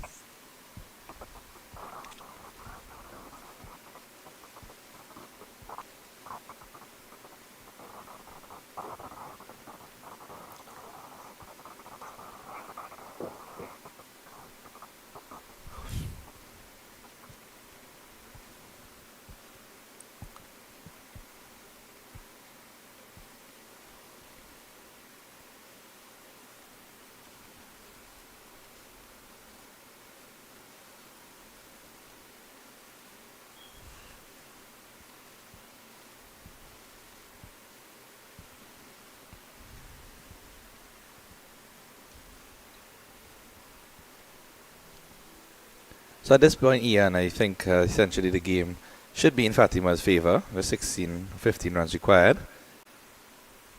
8 wickets left in hand.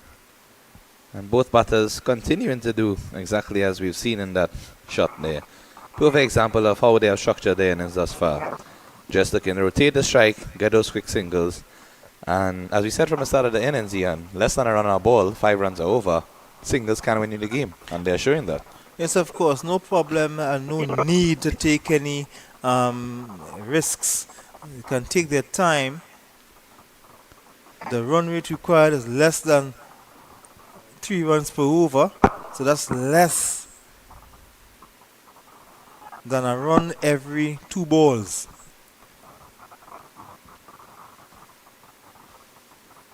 They can skip a ball, take a run and still win comfortably.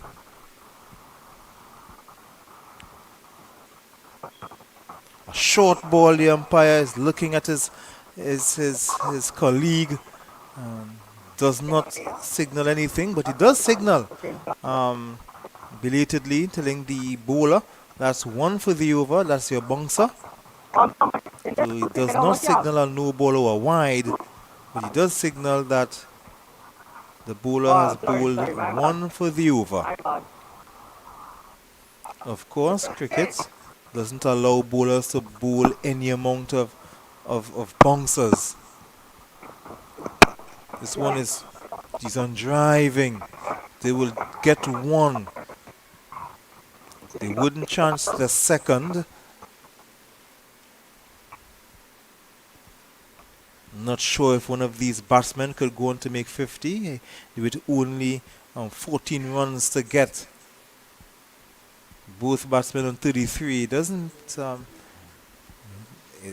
possible for any of these players to get on to that small milestone of 50. But at the end of the over, Fatima, after 13 overs, they are going to 103. They are 90 for 2.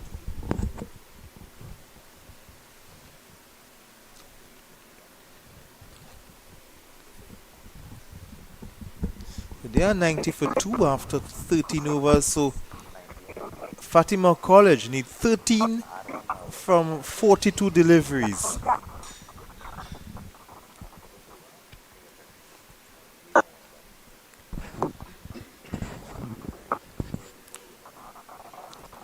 Mahis on 33 from 32 deliveries. Seward 34 from 29. It's good to see how these two batters batted, not taking any risks. But when you look at the strike rate, Mahis 33 from 32, Siwa 34 from 29. It shows that these batsmen can balance being attacking and careful at the same time, not taking much risks. Looks like there's going to be a change in bowling from the media center end as well. It's going to be Siraj coming into the attack. And this is the First off, first time. Siraj. This is the first time we are seeing Siraj today with the ball in hand.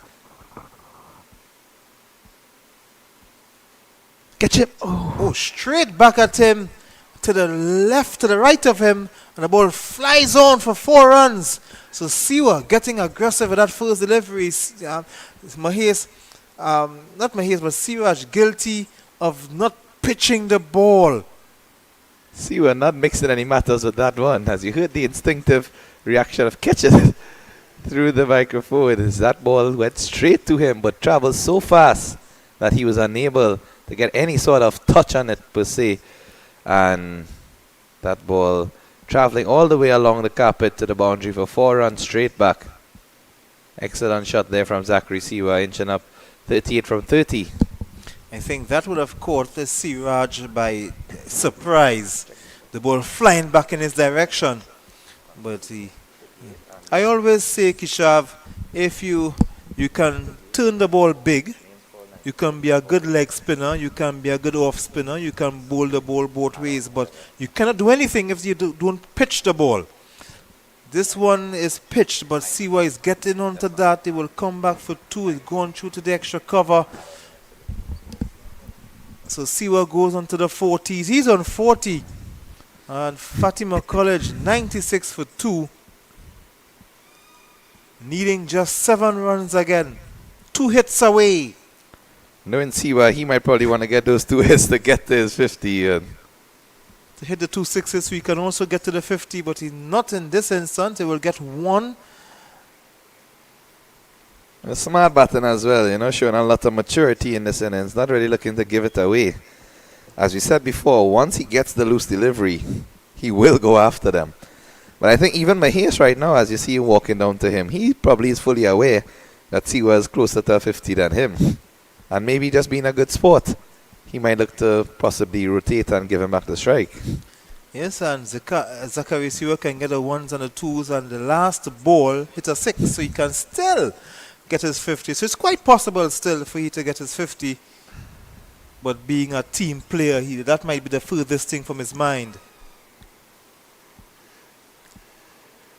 I see that one.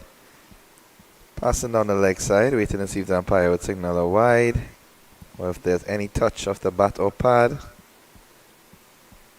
And it's a no ball, in fact, signal by the umpire. That one I wasn't expecting. I was expecting either a wide or a leg by. Agreed. And he did not signal a bye either, so it seemed as if that run came off the bat.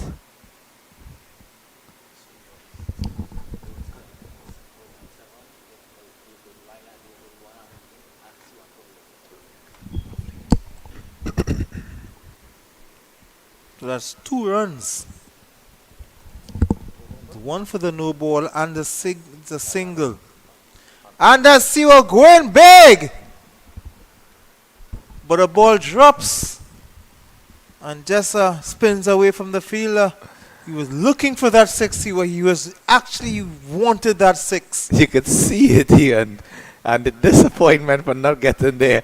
As much as they only need 2 more runs to win at this stage, he definitely wanted to get that milestone. But even if he got that 6, it still would not have reached his 50. He would have ended the match. But he's looking to go at that through the offside, but well fielded there. That's one on dot delivery.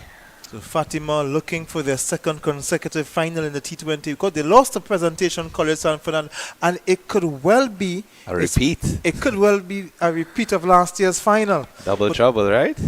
But before we think about a repeat, that's gone this time. I believe that's cleared the rope, and that's easily cleared the rope there from Zachary Siwa. 6 runs to win the game, and what a shot. Excellent there from Zachary Siwa. Reaching up to 49, not out, and you see the Fatima players running onto the field. Celebrations all around. Students coming on alike, and parents and supporters in the stands. Certainly And what a monumental way, Ian, to achieve that victory there. Excellent. Just missing out on the 50 by 1 run. Just missing out on a 50, but taking his team home, a 8-wicket win for Fatima College. They go to the final, and possibly it can be a repeat of last year's final. They lost to Presentation last year. If it's Presentation San Fernando again, they would want to go one better this time. But before we even think about San Fernando, they have a very important game to play tomorrow in the second semi-final against Vishnu Boys Hindu College. That game could go anyway. Rambaran is in some form. Racha is in some form. It will be a good bat and ball battle tomorrow. We also have the likes of Brendan Bodo, who can exploit the spinning conditions here. Riyad Mohammed. Of course, Vishnu Boys have their whole arsenal of wealth. And what we can also remember too, when these teams met in the 50 overs, Vishnu Boys won that game, but Presentation could always say that Racha didn't play in that game, but a win is a win. And of course, all the best to teams tomorrow in the second semi-final. But today, it's all Fatima beating Presentation College, not Presentation College, but St. Benedict's College. And we want to thank our good friend here from St. Benedict's College, helping us out with the names of his colleagues. Yeah, definitely want to say thanks going on to Mr. Kylan Hunt, who definitely was of great assistance to us during this game, assisting us with the St. Benedict's team. And best of luck to you, youngster, in your future as well. So I'll leave you to go and enjoy with your teammates as we see the Fatima College team there making a sprint towards the dressing room, probably trying to avoid water being thrown off them from their colleagues. But as you said, Ian, tomorrow is going to be such an exciting mashup. Presentation College San Fernando with all of those players that you listed, and Vishnu Boys. It's going to be an epic and intense battle between bat and ball. And realistically, the winner of that game would have already been looking on today at what Fatima has done. And they'll be looking to see strengths, weaknesses, certain gaps they can exploit, anything that they can take advantage of. And I'm guaranteeing you as well that Fatima is going to be looking on intently at that game tomorrow. Whether they come in person or they watch via the stream, they're going to be watching to see what takes place and how to improve. So at this stage, as we see at the bottom right of our screen there, Mr. Kylan Hunt, who is just assisting us, walking on to join his teammates. It's great to see youngsters so involved in the game all around, apart from playing on the field, supporting in the stands, assisting with the scoring, assisting with carrying drinks and refreshments for their teammates. And as we see also, Mr. Gordon Pear with a very nice jug out onto the field as well. Yes, he's going to retrieve the stump mics, that will have enable us to hear the bats, the leather on the wood and things like that. So of course, he goes to retrieve those stump mics. The groundsman, the gong staff, helping him out there. So it's Fatima College winning by 8 wickets, and they will go on to the final that will be played on the 3rd of March. They will await the winner of Vishnu Boys Hindu College and Presentation College San Fernando, Kishav. And what a game that we have tomorrow. Yeah, definitely looking forward to that, Ian. And hopefully we'll be in each other's team company again. And definitely want to say thank you to all of our viewers today on Cricket 360 and 360 TV. Thank you for watching us both on Facebook and YouTube, and for enjoying the stream and the live coverage of cricket throughout Trinidad and Tobago. And just to give you that reminder, tomorrow we'll be back on here again. First ball is at 6 p.m. for the second semi-final of the Secondary School Cricket League T20 tournament, with PowerGen as the main sponsor for this tournament. Always have been invested in youth cricket, whether it be zonal or school cricket, throughout the years, and I'd like to thank them as well for their role that they play in the development of these youngsters. So thanks to everyone again for tuning in, for coming out in person. Tomorrow being a Friday, we encourage persons to come out at the ground as well as tune into the live stream for your ball-by-ball coverage.